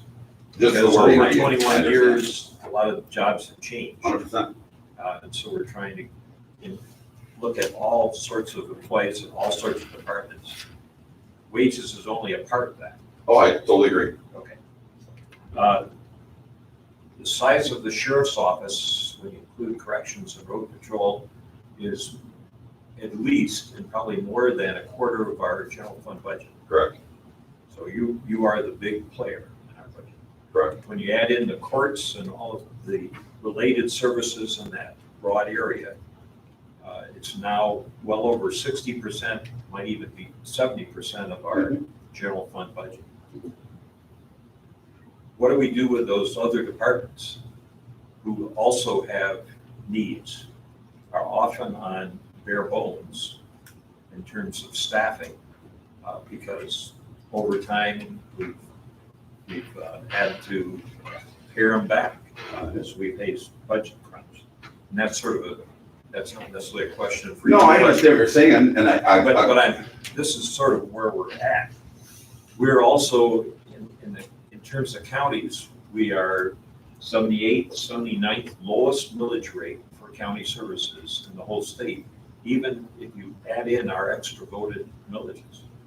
So our resource base with current resources is pretty low. And that's a very difficult situation. No, it is. So we I've been here. wages for everybody, every department. But Dial, I understand what you're saying. Two things. One, what you just said is the same thing I've been told for 4.5 years, 7 billion times. So I understand that. I say that partly for the public to understand that. Oh, I agree with that. But given the resources. okay, and we can say that. But when I'm standing up here talking, I'm talking about the elected position of sheriff. So that's why I'm talking about the sheriff's department. I agree this. Look at your personnel packet today. How many people or how many positions are we trying to fill because of the same argument from every department? Right. I'm just speaking on us because I'm the sheriff. Right. The other side of it is, I think we can say that, and it's been said, it's been drilled in my head for 4.5 years ad nauseum. So what do? We have all those things, but we have to fix something. We just throw our hands up and say, well, that's the way it is. We have to fix this. We have to find ways, instead of just using that blanket answer of, well, this is our millage rate and this is what we're doing and this is, we have to come together and figure out how we make this better, because this isn't working. We can, otherwise I'm gonna be standing up here, or somebody else can be standing up here 5 years from now, hearing the same thing. We've gotta come together and talk about it and find a way to make it better, because that answer doesn't fix anything that we have. So I respect what you're saying, but that's what we've been saying for how many years? We gotta fix it. We gotta find a way, and we gotta come together as one for all our departments to make it sure. That's what caught me when I looked at personnel last night. Look at, I mean, you guys got a long meeting today. It's position after position. We've been doing this for years. It's finally catching up to us. So unfortunately, I'm the one that stands up here to say it. Focus on the sheriff's department. I'm not taking away from anything from the clerks, because they're all in the exact same boat. I'm speaking on my department. So, it's a valid point. I agree with it. We just got to do something different. If I can't, speaking of a long meeting, I see our attorney is prowling the hallways for the past half hour as well. Can I get about 5 more minutes of questions, and then I'll make a committee, Totally I'll fine. make a committee suggestion. Great. So that it won't die here, but if there's any more pressing questions, I still want to make sure all the commissioners get a chance to ask anything. I actually just had a quick question about the committee. Is there an opportunity for an ad hoc committee on this? I'll get to that in just a second. Any other specific questions for the sheriff? So when you're talking about the wages in these particular counties that you're looking at, when you're considering that, are you looking at the benefit package as well? Yes. Now, yes, we look at all of them. The ones that I'm pulling from is MSA does their own wage study. I don't even actually have 2021s yet. We're in the middle of it right now, so I'll have it in the next couple weeks. But yes, that's a piece of it that needs to be added with it. One of the pieces that it said, and we've said it a million times, is we have a retirement that a lot of people don't have too, okay? Which is a positive in there. But yes, we look at a lot of those things that are comparable across the board, because there's many different pieces. When you look at truly at 83 County, you got union contracts that are drastically different in so many areas. But yes, that is one of the pieces that we look at. But when you're saying that we're so much off from these other counties, if we're just looking at the wage, okay, and I understand, you know, that's a very important component to anybody, but when we're looking at that, you know, are we comparing to a similar benefit package as well? Correct. Yes, we are. Yes, we are. I should just say too that we're losing to within our county too. It's not just going out of county. That the other 100%. departments will appear. Yeah, I don't, and again, I'm not here to trash the city No, here, no. but you're public. Yeah, we gotta be careful here, so I don't get killed after this meeting. But a true look, I don't even know what the number is, but it's a lot. Look at how many Lapeer city officers that started at the sheriff's department. There's a bunch. Great point, Linda. Great point. Well, that's what I mean. And you don't have to go out of county to see that we're below. Oh, and I think, you know, to the sheriff's point, I mean, we have this problem throughout our entire county, okay? It's not just the sheriff's department. Right. You know, we've had this problem. Now, part of the perk of working in Lapeer County is it's a great place to work. 100%. Okay, 100%. so do you have to be right there with the pay as far as exact? Probably not. It could be a little less. It just sounds like that gap's getting too big. I think the other part, it's a unique world, obviously, with what we're coming out of too. And I mean, you have some, like one of the ones we're gonna replace today, he left as a veteran because of family reasons, money reasons, and said, I just don't like the way law enforcement's going right now. It's just kind of a piece of it, because the other part is your competition, your numbers. It'd be different if we rewound back to 2 years ago, 3 years ago, when your academies were packed and they're kicking out people left and right and training them. Now your academies are empty. So it's almost like free agency in baseball is really what it truthfully is. These kids are coming out, or people are coming out, getting positions, and then this department goes, man, you're doing a great job there. Hey, how about you come to us and we'll pay you this?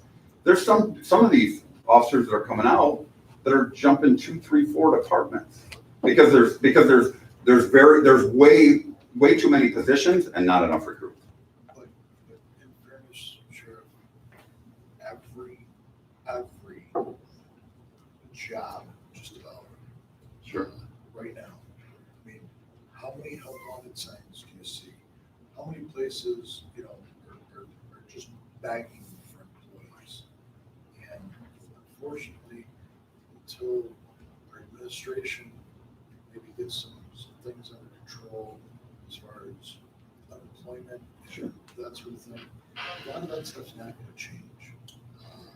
I agree, and that'd be a whole nother conversation, because I'm right, perfectly aligned with you on that. I speak about it all the time. The only part when I say it with that part of it is, those people aren't carrying guns and taking the liability that these guys and girls are doing right now. And I totally agree. Sure. and No, I understand. Totally respect, but let's say just about every job in the world right now. True. Is understaffed. I agree.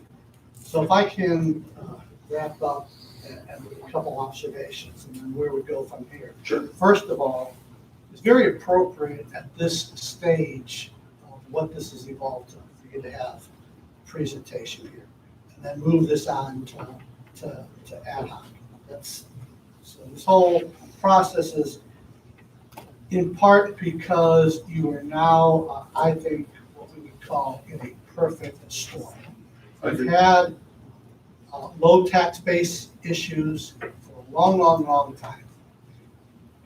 Mix in the national issues that are going out there, mix in the times right now. This is the perfect storm. So there's a lot of complexities to this whole thing, and they're not going to be resolved, like you say, in just a meeting. So it needs to go to a committee. There are a couple things that need to be pointed out. We are one of the very few that have a defined benefit, which is a pension, as opposed to defined contribution, which is a 401k. Oakland County, 401k. State Police, 401k. So there is some apples and oranges there. Also, the MSA you talked about, the Michigan Sheriff's Association, has done wage studies. And the last time that we actually had a discussion with an MSA study was the previous administration. And under that, Lapeer County fell in the median of the 83 counties, actually just slightly above in staffing per population.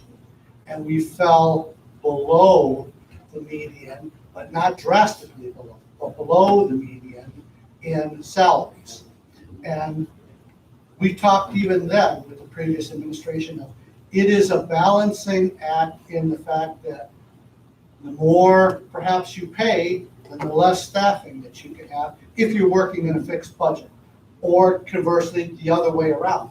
But what you can't have realistically in a real world without a different funding source, which is a possibility, but without a different funding source like a millage, you can't have, let's pay the median salary, let's have the median staffing. Oh, but by the way, Lapeer County is the 5th lowest taxing jurisdiction of 83 counties.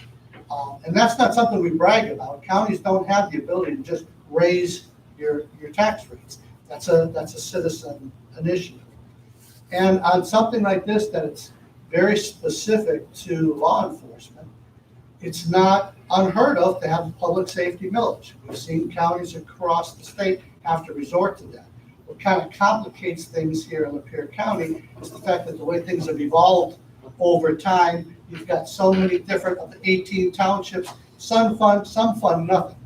Some fund very little. Some have their own departments, and there you may have taxpayers that go, I already fund. Why should I turn around and tax myself more for?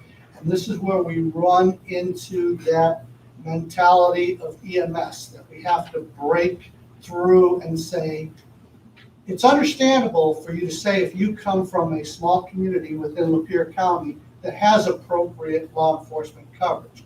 But does any of us live in a bubble just in that tiny little circle? It's the same thing we said about EMS.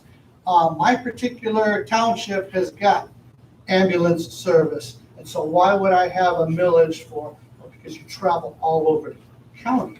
so does your family. What happens when a deer hits you in the middle of the winter and you slide off the road, or your loved one gets in a bad accident? At that particular point in time, you don't want to say, hey, back home on my street, you want to be able to know that help is going to get there to your loved one. And law enforcement is kind of the same way.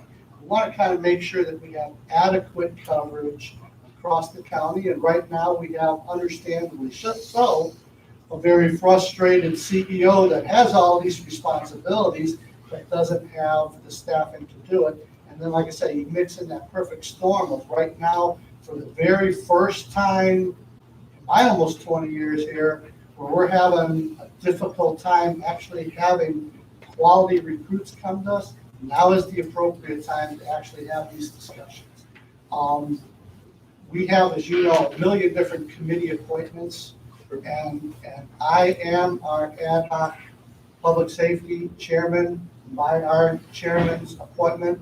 And I say ad hoc because, having been a career law enforcement official myself and a police administrator, never wanted politicians to get involved in. So I always took the lead that we're not going to have a meeting just to have meetings. If ever the entity needs to come to us, we're there to provide assistance and guidance, and that's what I'm hearing right now. I appreciate it. So I will be more than glad to chair public safety ad hoc in this view of staffing and see what our obstacles are, so that we can have intelligent conversations moving forward then, as far as how do we knock these obstacles down.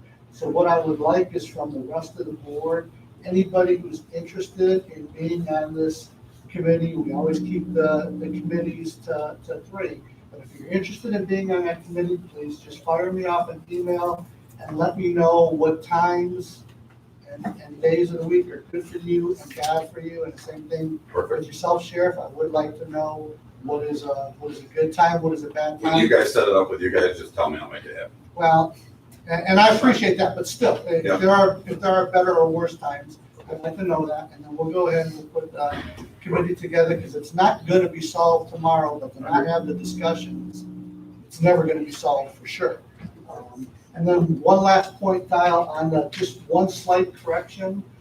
We are still not locked in on this study being totally comprehensive.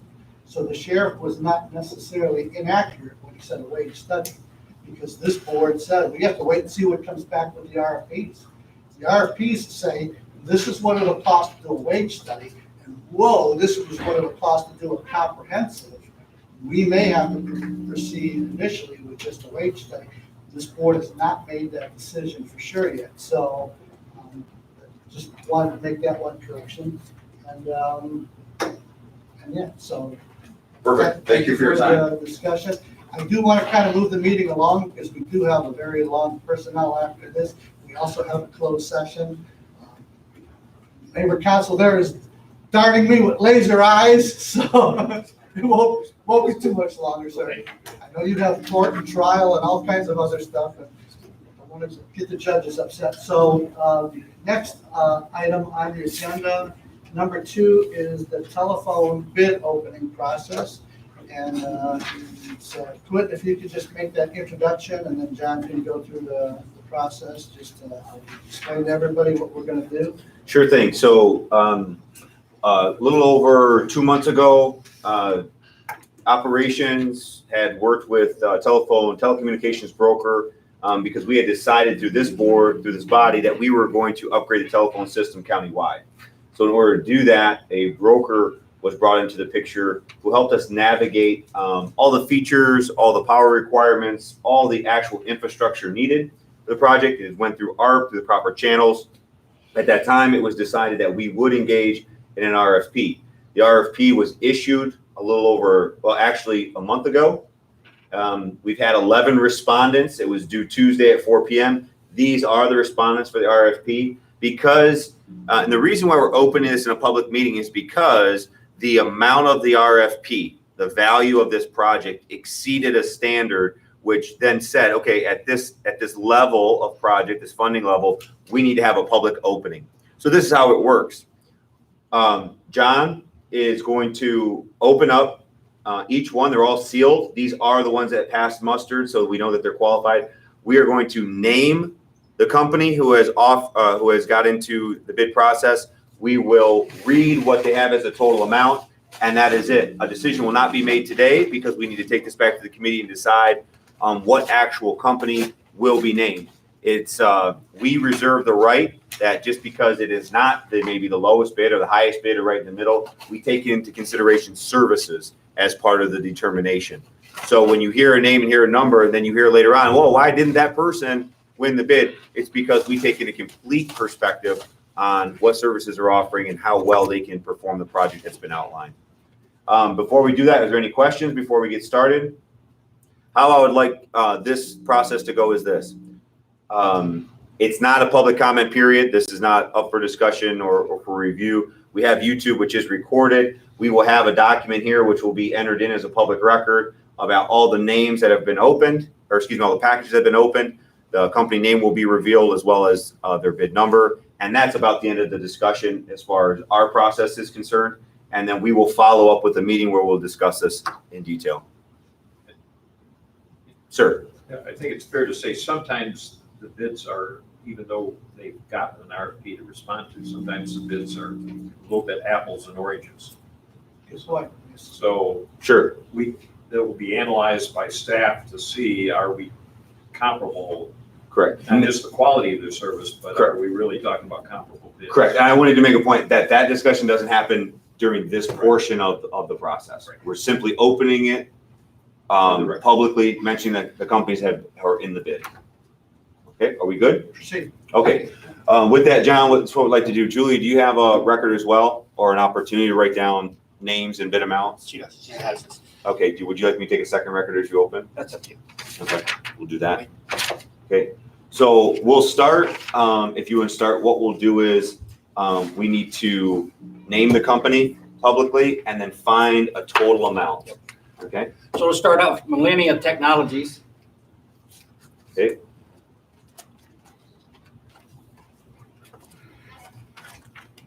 And bear with us, folks. As part of the open, a sealed bid process, it's not like they have a cover sheet sometimes. Sometimes it's buried within the document. So between each document, we need to find it. Sometimes it's in the tab. Okay, I found it's in the back. It's on page 2 of 2 in the back. Grand total.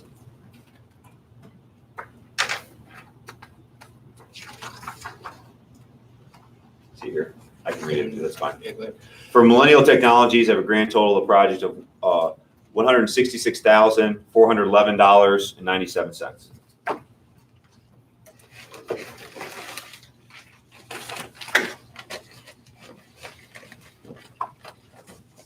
I guess I would ask that for us in later discussion, one of the other things we'd be interested in is their headquarters location. Correct. That what we'll decide while John's opening up the next one. What we're going to do is when we go through, we'll make sure that they're bonded, they're insured properly, where they're located physically, headquarters. We'll go through all those sections. Thank you. Okay. This is 123 net.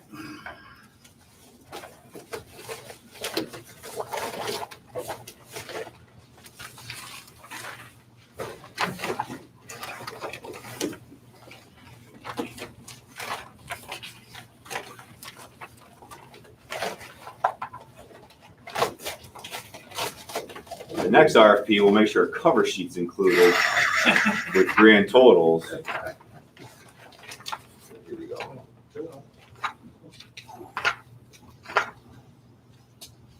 Start coming through that one too. Page 3, last 5 is on page 18. Here we go. 3-year monthly total, 3-year subtotal. 3-year monthly. So that's the hosting system.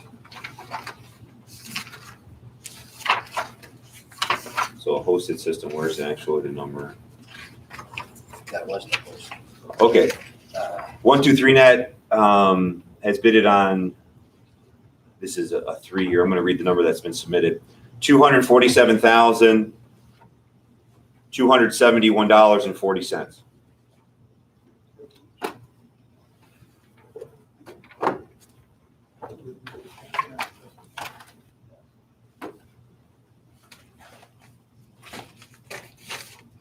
will say to the rest of the board, though, this is open to public record, but it's gonna probably take the next 10 minutes. This one, this is no return. Excuse themselves. This one right here. Yep. UEC. No, I would be interested. This is EC United.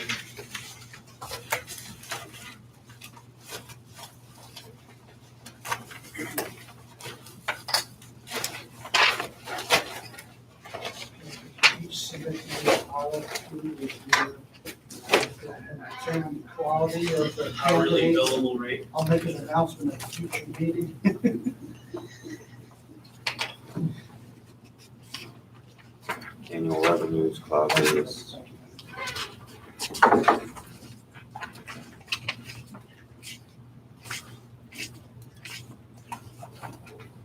Full hardware. It also says it's 8 by 8.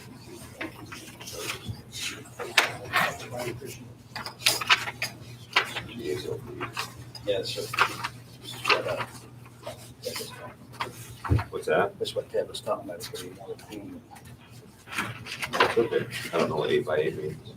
That's the name of the company. Oh, EC United 8x8.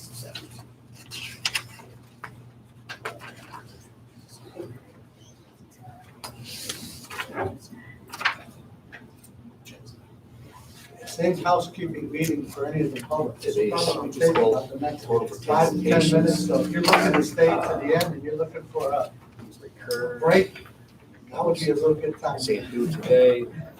I'm not sure what that means. I want total amount. Exactly. I'm gonna say this one's gonna be disqualified. Identified.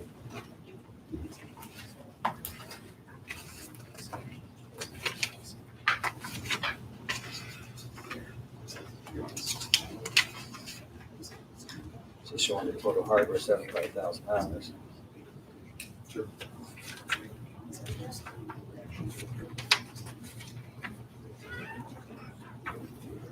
He's saying total work 75,000. Hardware. Okay, so location total 13,900. You want a series 1? Oh, See, he's got it all broken down. he broke it down. Okay, you have your calculator? That's what we're supposed to do. Okay, that's okay. We'll do this. We'll do this like this. All right, I'm gonna feed you a number, okay? Please, please. Yeah, that's what Ted said. This could run out. Recurring, non-recurring, recurring taxes, equipment shipping, due today, 60,000 to the job. X series open number included.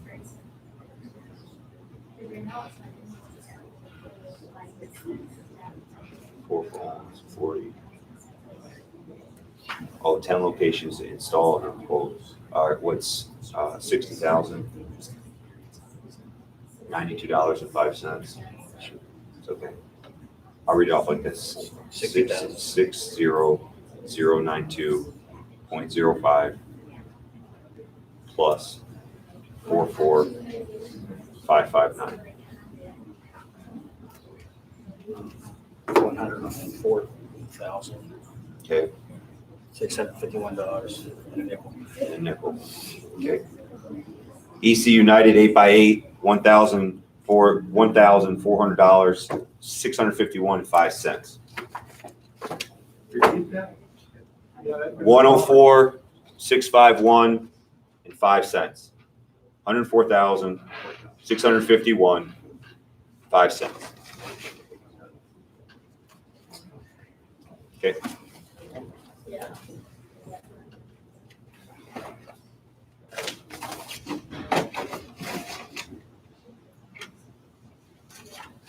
So we got 2 bids. This is tech mode. They gave us 2 bids, 2 different kinds of phones.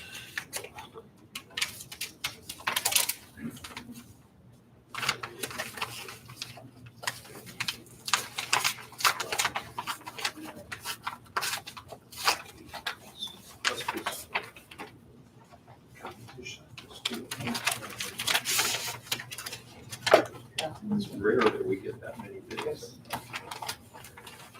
We do such a good job marketing.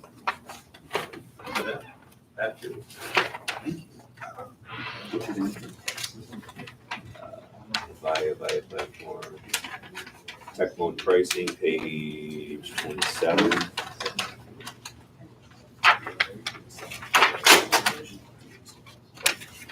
They gave us two different phones.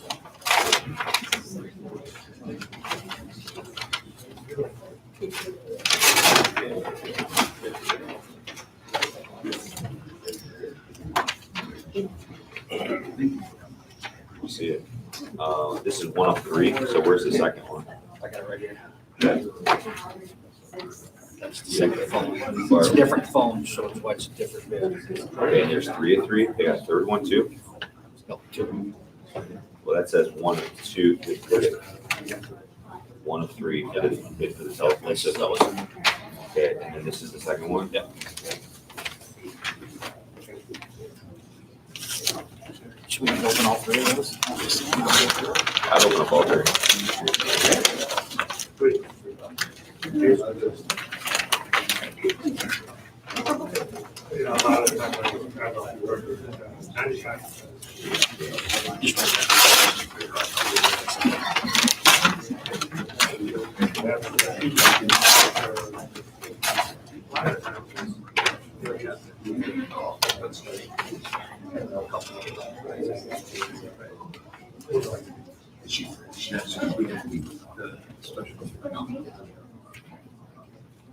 These are all the same. Yeah, they're all the same, just 3 copies of each. Okay.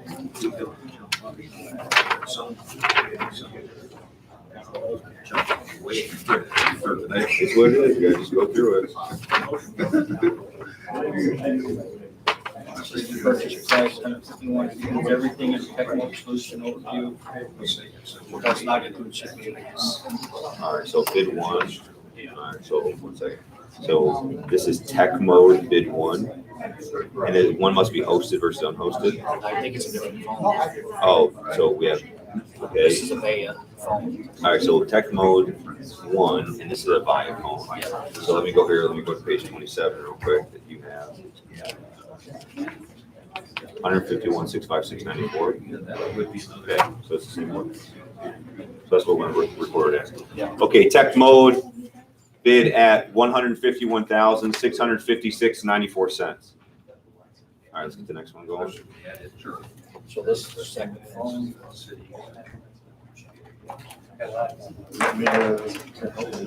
That's okay, buddy.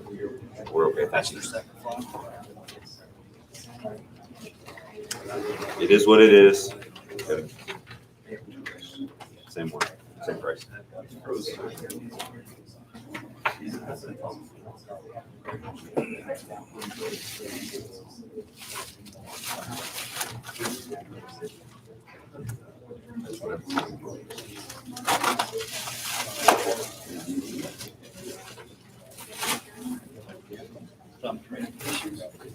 Thumb Communications.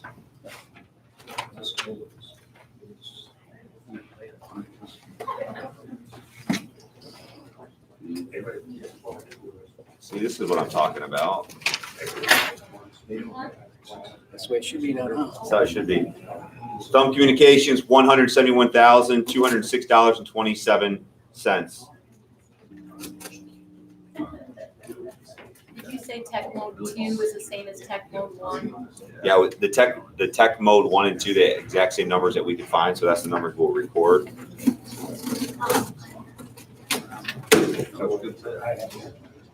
Seven. Thank you, Thumb Communications, for making that very easy. He's here. I don't know if he's here today. Yes, sir. Oh, is he? Next one is Hey, that's the way to do it, BSB man. Communications. Is it BSB?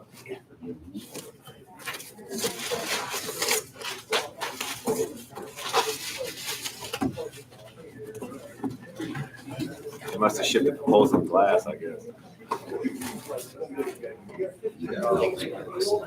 Base bid for turnkey systems with 2 PRIs. Alternative bid for turnkey. Okay, real. BSB Communications, $160,300.84.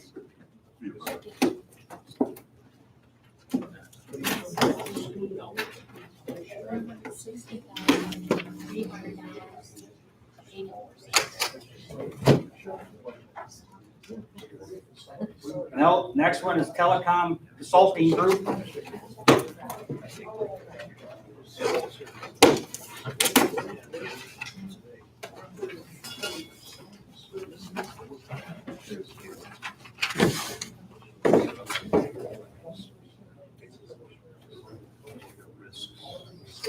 I don't see they did the walkthrough, John. Telecom consulting. Yeah, unless it has another name on it.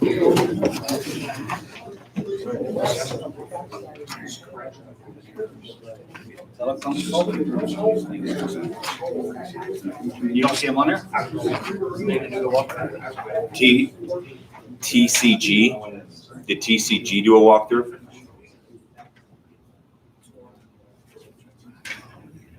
If they did, they didn't sign. Here we go. The reason why we're not reporting TCG's requirement of the bid process that they performed a site walkthrough as part of the requirement to bid. Was there a John Lapman that walked through?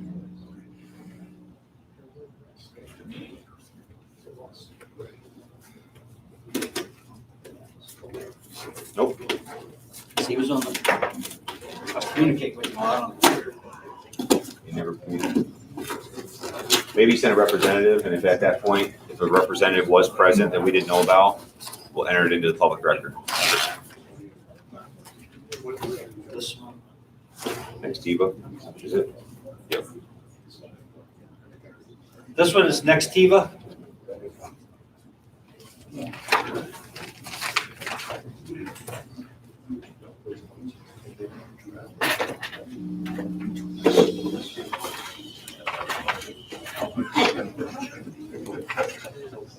You walk through? Yeah, we should ask that. When you say the names, I'm checking.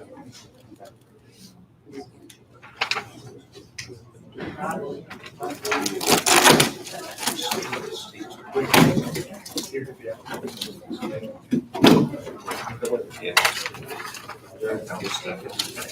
That's great, that's great, that's great, that's great, that's great. No, it wasn't. There was No way. 54,000.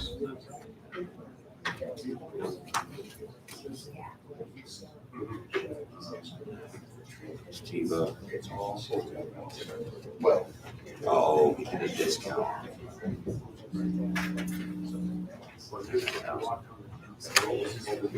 Next, Tiva, $58,832.35. You want to confirm that number? I'm on that, the number I found on that page. Make sure I'm reading that right. It's on page way to the back. Whoa. It's like four pages from the back. Well, it looks like there was a discount based on the type of phone they quoted. See what I'm saying? Look at the page before. Look at the discount. Where to market is that? 58,832.35. Okay.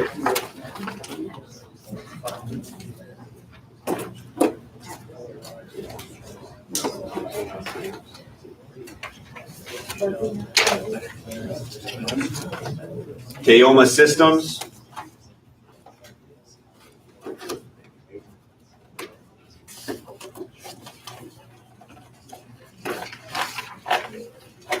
Price company.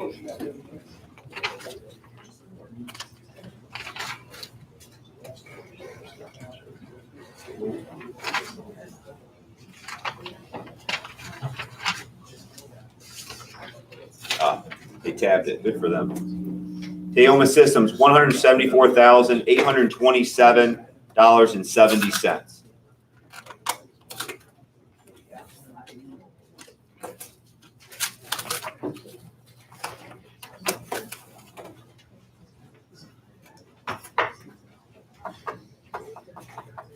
Next one is Clear Rate Communications.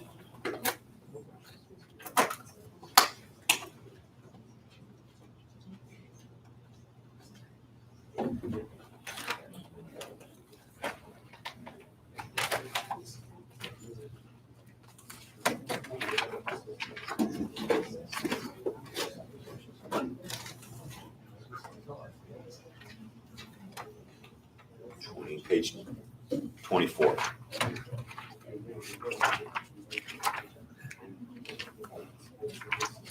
They're on a 3-year, so we need to break this down.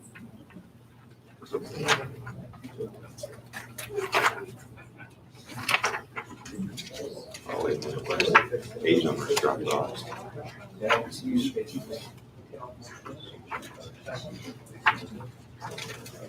13. 14. 15, 16. 18, 4, right here. What do you have? I don't think they totaled it up. So you got- If they work very this close. price. Jeez, agreement term, 3-year contract.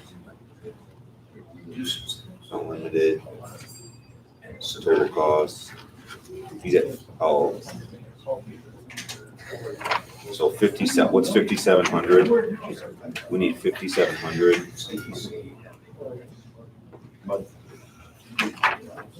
Times 36. Ooh, you just right. Oh, I was like, you had the calculator. I was like, dang, Emma. Okay, what is it? 205. 205, 200. You see how quick she said it though? That, Yeah. that threw me. I was like, wow. She's worth every dollar. Option employment rate. Okay. Clear Rate Communications came in at $205,200. I think 1, 2, 3, 4, 5, 6, 7, 8, 9, 10. And this is number 1. That's 20,000. Oh, And we have two that was late. So we're not gonna open them. what time did they come in? This will come in at 9/8 at 8:16 in the morning. What was So it a day post- late. What was it postmarked? This could be a real job to start this out. Yeah. Here.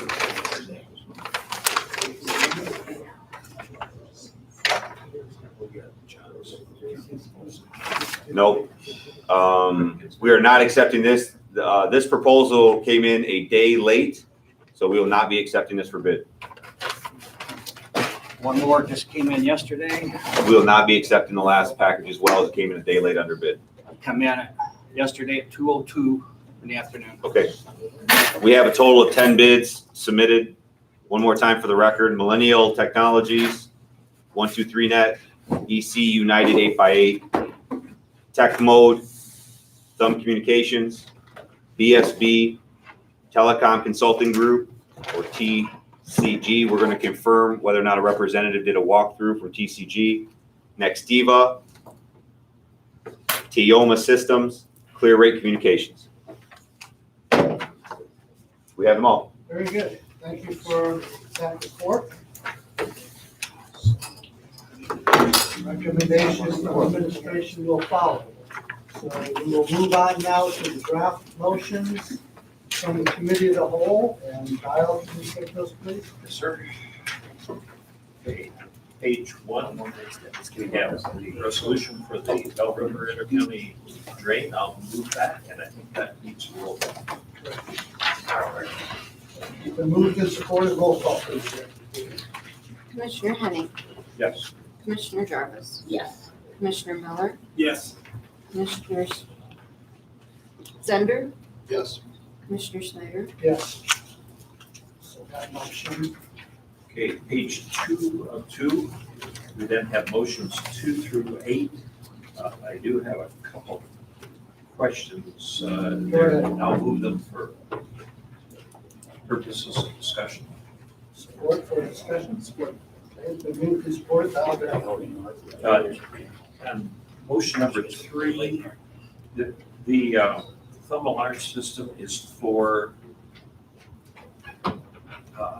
That's not countywide, then. Is that for 911? Just for my department. Correct. The lighting's great. Okay, that was my recollection. So I think we may want to add that in the minutes. And then motion 8, I'm pretty sure I was not the second on that. So on motion number 3, before we move on, then for security camera system interject for E911. Yeah, motion 8, I don't think I was second. So if somebody else wants to claim that, I'm glad to give it up. I'll claim It has been so claimed. Get that alteration for motion number? That was at a different meeting, Okay. so whoever moves it today and supports it today will be the official record. Okay. So maybe we need to do then 2 through 7 and then 8 separately. So I'll move 2 through 7, if that's all right for a second. Support. Okay. Moved and supported. Any further discussion? All in favor, say aye. Aye. Aye. Opposed? Motion carries. Then motion 8, I'll move that. Oh, yes. Motion. Get out of that completely. Motion 8, I will move. Support. There we go. Motion 8's been moved and supported. Any further discussion? Hearing none, all in favor, say aye. Aye. Opposed? And that motion is carried. Any ad hoc committee updates? Okay, fiscal planning budget discussion. Quinn, I would assume as we now round the dates to be set for budget hearings with departments, that if the agenda is as late as we reported last week and there's no changes, we could just do that right after Thursday's meeting. We're all here on Thursdays already. Will that work for administration? That will, I do believe an email was sent out to departments who are requesting budget hearings to explain themselves. So that is underway right now and Doreen is receiving them. So tentatively, if that's what you're asking, set it for Thursday? Tentatively, right now, we're just going to leave it just as Thursday. I think that's the 16th, correct? Correct. Following Board of Commission business. So protect the So whole block thing. yourself some time for potentially a full day on Thursday, the 16th. If for some reason we get other departments last minute that come in and we have to do an additional day, administration will be in communication with us to see what they discussed for everybody. If you want to at least pick an alternate day right now, that I don't know. What's everybody's Friday look like? I was gonna say you. If you want to just tentatively Yeah. set it up for Yeah. following Friday. Yeah, that would actually kind of make sense, because it would give everybody a chance then. And if all of a sudden Thursday is running late and people are starting to get haggard, we can just pick up the next day. So if you would, just, even though you're planning on Thursday, the 16th being potentially full, just leave your Friday, the 17th, open just in the event that we have to carry over another day. The timing for Friday that you would like to propose? Because it'll need We to be already set the times posted. at 9 to 4, didn't we? Yeah. Okay. Yes, I think it's already posted. I may not be available. It sounds like we would. And chances are we're not going to need it. But it's just a backup plan. Room 302? Yes. 302. Is everybody comfortable with 302 or in the state of affairs that we're in? We should be more comfortable now. Yeah, I know it makes it a little bit more cumbersome, but we could certainly set up tables right here. And I'm thinking that for as long as we're in, departments coming and going, why don't we make it down here instead of 302, just the times and days that we're in. Yeah. Just so I'm clear, Mhm. if we're not able to get it done on Thursday, we do Friday, then are we literally gonna sit here from 9 to? No, that's for her posting. Okay. We would just be here at 9 o'clock, and if we're done with business by 10. Okay. I think it'd be better for us just to sit here and wait for anyone to show up, from 9 to 4. Somebody throw something at me. Any other information for our fiscal planning and budget? Okay, then we'll move on to the audit motions, and Val, if you can handle that too. Yes, move the road commission audit. And also move the audit for the Lapeer County with our controller's signature. Support. Okay, the audit motions have been moved and supported. All in favor, say aye. Aye. Opposed? Motion carries. And our grand total of disbursements with our audit is $4,942,746.75, hard-earned taxpayers' dollars.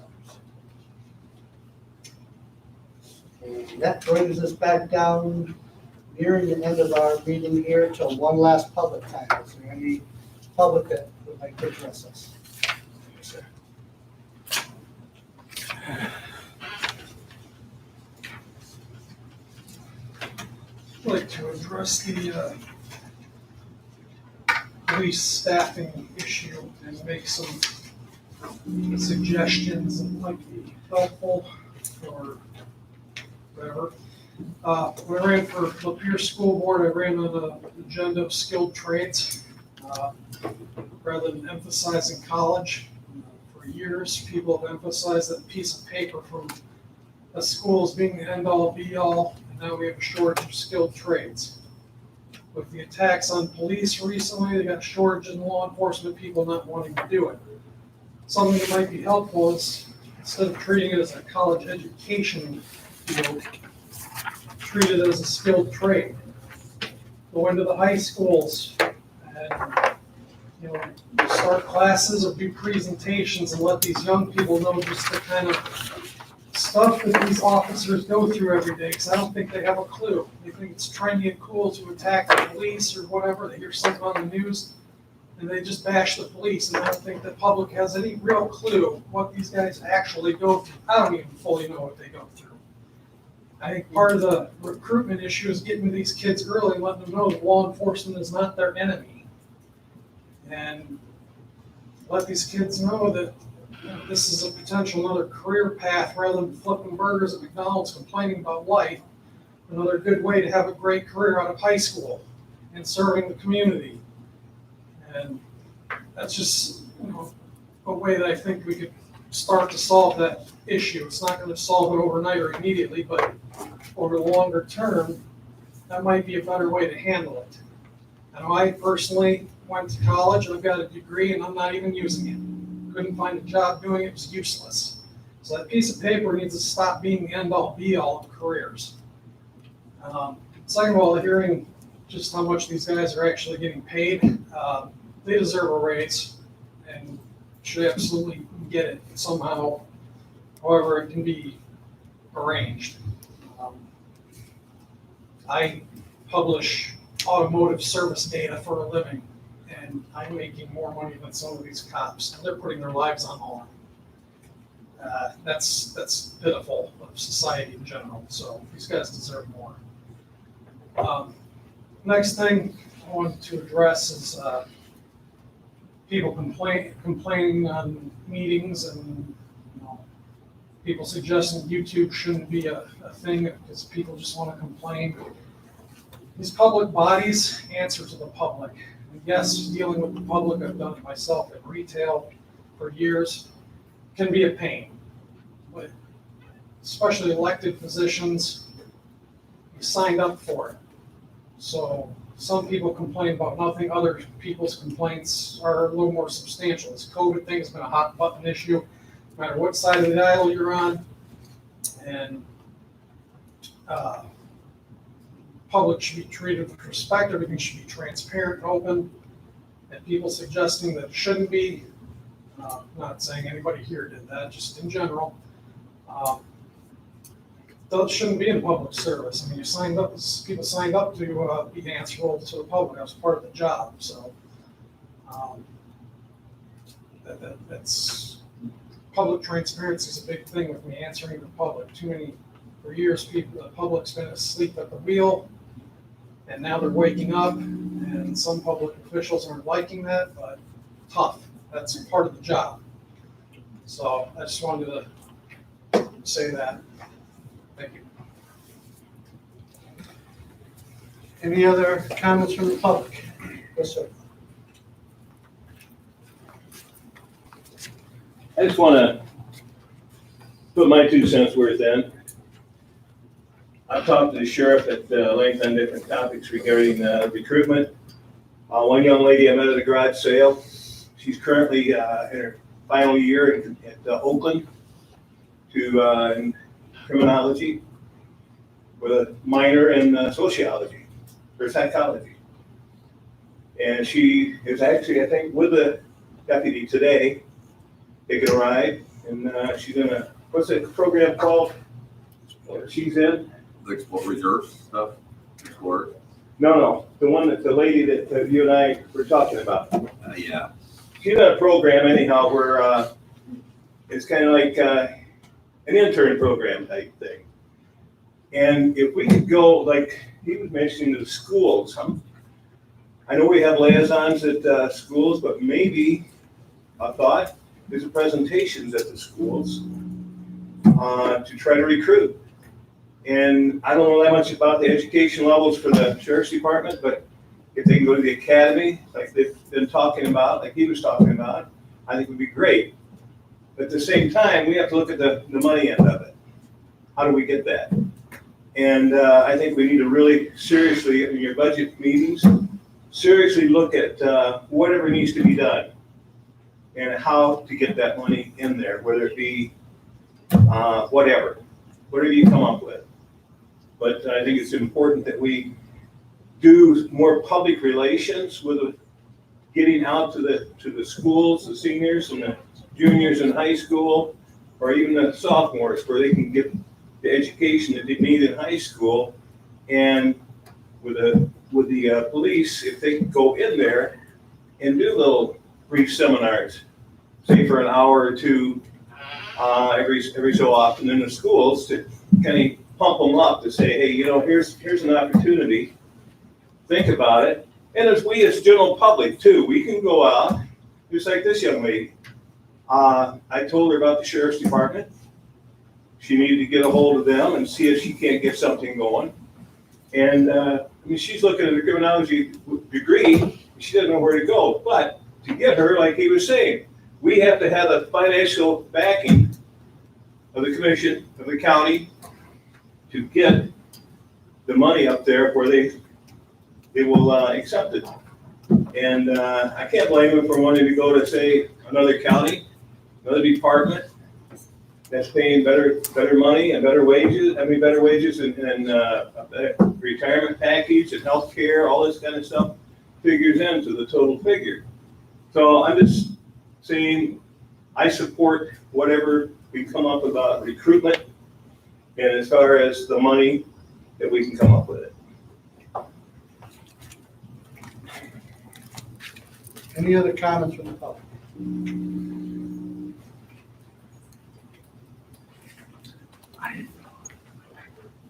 You can just add it to my first. Okay, very quickly, I don't have enough to read this time. My buttons were pushed at this meeting. My buttons were pushed. Thanks to the Veterans Organization. Just because my first experience, we were just talking about this, my first experience here in Lapeer County, moving from a northwestern county in Ohio to here, I stopped by and I walked into an area that was closed, number one. There was no literature. There was a sign on the door. So I figured this county didn't have an active veterans program. I haven't needed any assistance from the veterans organizations either. So for 9 years living in this county, I thought it was pretty much dead as far as for veterans. Okay, so it's very good based on what's happening today in our country, because we're going to be getting more veterans from our military. People that were from this county that went into the military that are now going to and have to be getting out, because if they refuse to take the vaccine, They're discharging them with dishonorable discharges. Today, there are soldiers, sailors, Marine, airmen, Coast Guardsmen being booted out of the service with dishonorable discharges for refusing to take a vaccine. So his office is going to be very busy because there's going to be a lot of people trying to overturn those dishonorable discharges. They're going to want to be seeking that. So his office is probably going to be very busy helping people. While I was in the military, I was a military policeman for 20 years. So law enforcement, I understand. I have a very big passion for support of the local law enforcement. Without local law enforcement, you have chaos. Go to Portland, Oregon today. Go to Portland, Oregon today. I was there. I was also a recruiter for several years for the U.S. Army.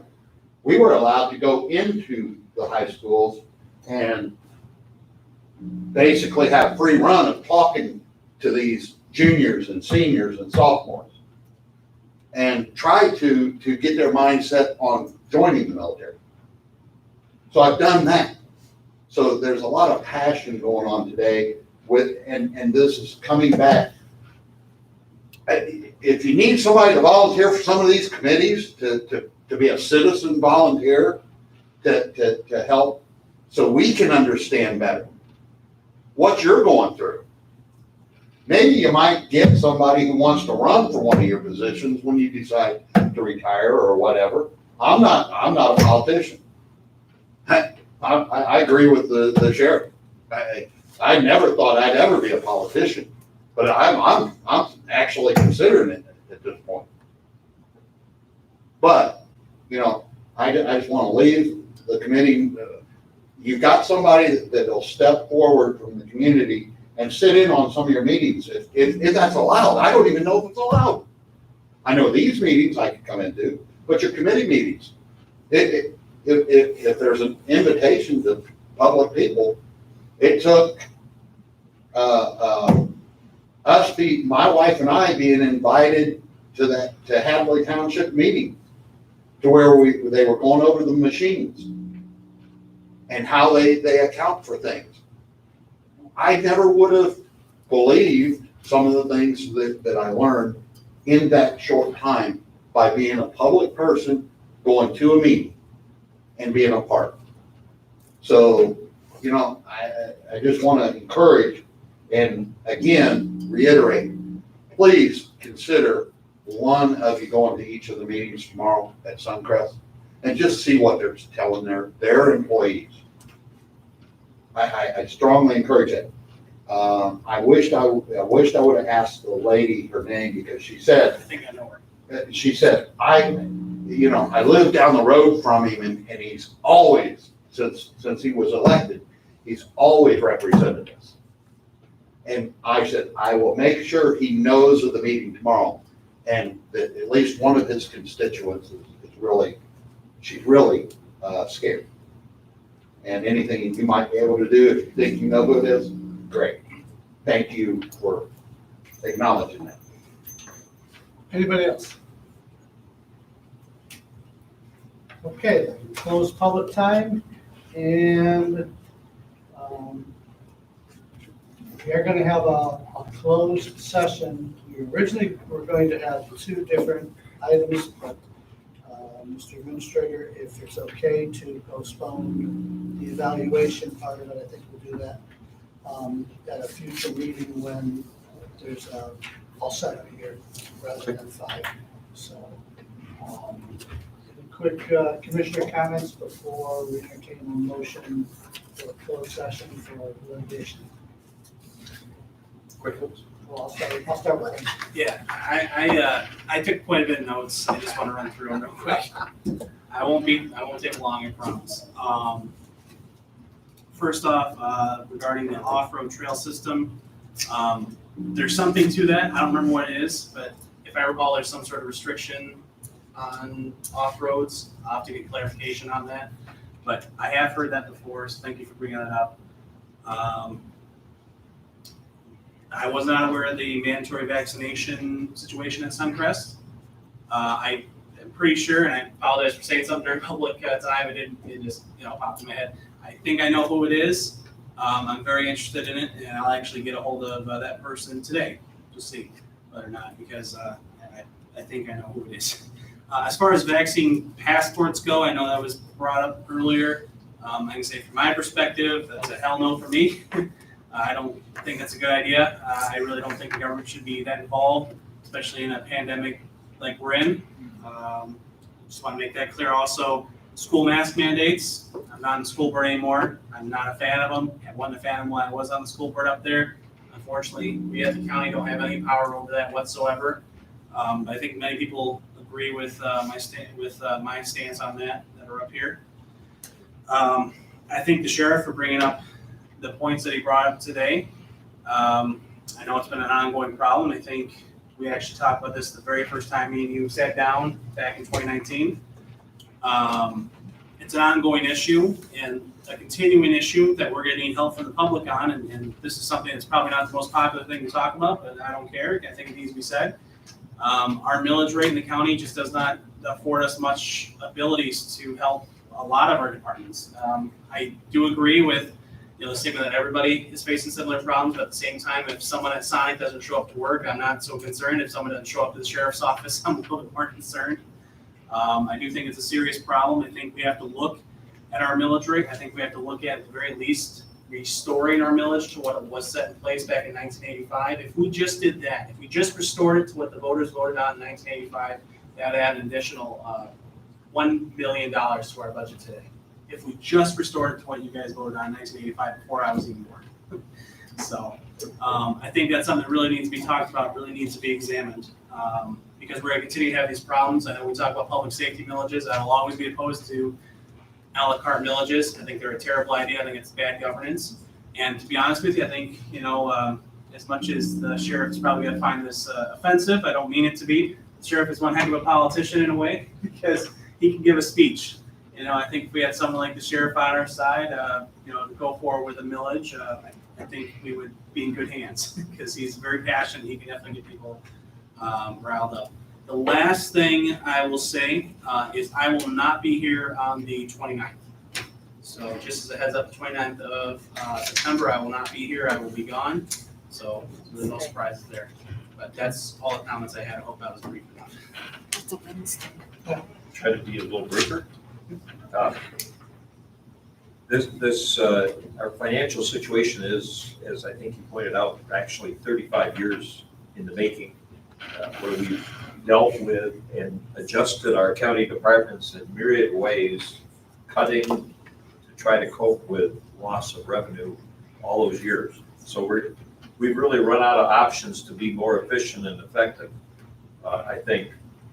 So I guess the big question is, do we cut major services, eliminate them, or do the citizens of the county wish to spend a little bit more for county services that they have oversight and control of? I appreciate the remembrance of 9/11. That's an important event for all of us. Even the young people may not really remember it because it shows that we are vulnerable and that we need always to be prepared for things to happen that we can't control. And I wanted to thank the people who came to make comments, not just for your willingness to make comments about things you're interested in, and we do hear you, though we may or may not always agree. But I would note that unlike many groups that have come to make their feelings heard and then left immediately, that this group seems to be willing to stay around and listen to the many other challenges that we're facing. It gives us the chance to put maybe our general job in a greater perspective than we normally have with people who have concerns and complaints, rightfully or not. So, thank you. Just a couple of things. At the voices and votes for, is on for 6:30 on the 17th. If anybody wants, I only have one flyer, but if you'd like it, you're welcome to it. And then on the 8th. That's at Lapeer County. Yeah. I think I said the pics. Yeah. And Suicide, the walk, is at Roden Park on the 18th. And I think it starts at 1. If anybody is interested. Historical Committee, you want to sit? Oh, I forgot. well, you wanna wait until next week? Okay. Yeah. We did attend the Historical Society courthouse meeting, historical courthouse meeting, and they do have plans coming up, including December 9th out. Or later. I brought all my papers. That's it. Well, I think Brendan actually summed it up pretty well. You know, vaccine passports, absolutely not in favor of those. Making any employee get vaccinated, I am totally against. Sheriff's Department, we always have his back. We're trying to move forward. And he's got some challenging times. And we're gonna have to address them. That's all. Good. Excuse me, I know this is Commissioner time, I just like to make a quick update. I was gonna call on you next anyway, so go ahead. Thank you, I appreciate that. I just wanted to make note, during this meeting, Kathy Haskins could not make it here this morning. She has heard comments, she is viewing from YouTube. In honor of her request, I'd like to say something publicly. In terms of the meeting that's happening at Suncrest tomorrow, Suncrest themselves, as an organization, reached out to the state educational person in vaccines. They were invited to come in. The meeting tomorrow is educational about the effects of the vaccine. It is not scheduled to be any talk about mandatory vaccinations. If you have any questions or concerns about that statement, please contact Suncrest about that specifically. But our health department, our Kathy Haskins, was not involved in that meeting and not part of that meeting, was not on the invitation list or the ones inviting the state to come in. This was an invitation from Suncrest to the state for educational purposes. The point of the agenda is not to talk about mandatory vaccines, it's to talk about the effects of the vaccine. Thank you. You're welcome. And I was gonna weigh in and suggest that that was my suspicion as well. I mean, I had a nickel for every time I've seen information get overreacted and twisted. And again, I just have to keep reminding people, this is Lapeer County. God, you know almost everybody here. You know your doctors, you know your nurses, you know your teachers, you know your policemen. Stop relying on other stuff and ask the people that you know. Because not everybody's got that advantage in a small town. We all know each other. We're all neighbors trying to keep each other safe. No matter where you lie on these issues, and heck, we disagree all the time. There's only 7 of us. You know, you take 88,000 residents, I'm sure people are going to be all over the board. But you know, for the most part, these are good, caring people in the community, and I would just love to see us be a little bit mindful of that. Speaking of good, caring people, I would be remiss if I didn't mention one of our counterparts over at the city, Dan Ostentowski. My youngest of 5 kids got married out of state this weekend, and so right after I left, after our meeting last Thursday, I learned of his unfortunate passing. And unfortunately, I was not able to address the city commission meeting, but I'll take advantage of the opportunity to just address it now and say that, you know, there's another individual that me and Dan politically may have landed on different sides of issues in the past, especially if it's come to use of special villages and things of that nature. Good man, just always a straight shooter, which is always what you want at the end of the day. Just somebody to just tell it to you like it is. But nobody can say that he didn't care about his community and care deeply about the downtown area. So I'm sure I extend, as well all the rest of the board, our condolences to his wife and his children. His absence is going to be deeply missed. And next Thursday at noon is going to be a memorial service at Metamora Cemetery, 2100 Dryden Road. So I just wanted to mention that as well. And then also in remembrance of the 20th anniversary of 9/11. Man, does it seem like 20 years already? Oh my gosh. And how much our society has changed throughout these past 2 decades. But can you give enough credit to especially all of our law enforcement people at all the various levels? Can you imagine the amount of threats that we have had within our communities, within our nation over the past 20 years that have been thwarted after what we saw happen 20 years ago?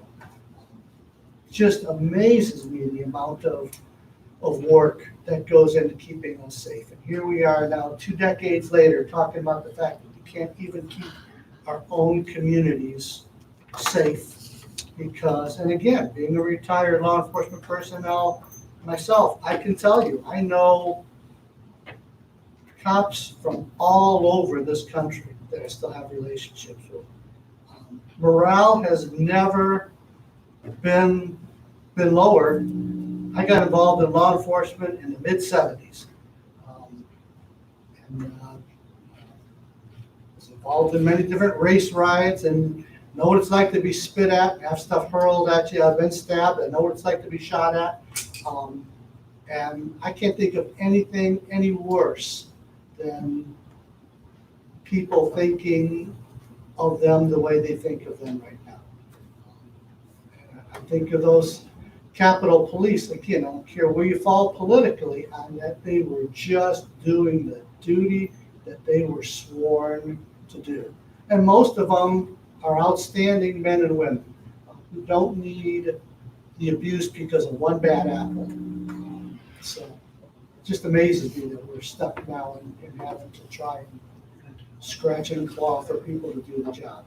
But anyways, that 911 ceremony is going to be next Saturday, I think at noon here in the lawn of the old courthouse. It's being put on by the Republican Party, but it is not a political event. It's only meant as a time to remember. So that's all I have. You want to mention something about that, Frank, the Kevin's week? Yeah, and I know this board recently gave a well-deserved recognition to Dr. Frankowiak, but his recent passing, again, we extend our heartfelt sympathies to all of the family. But boy, talk about another individual that has given so much to this community and to this county.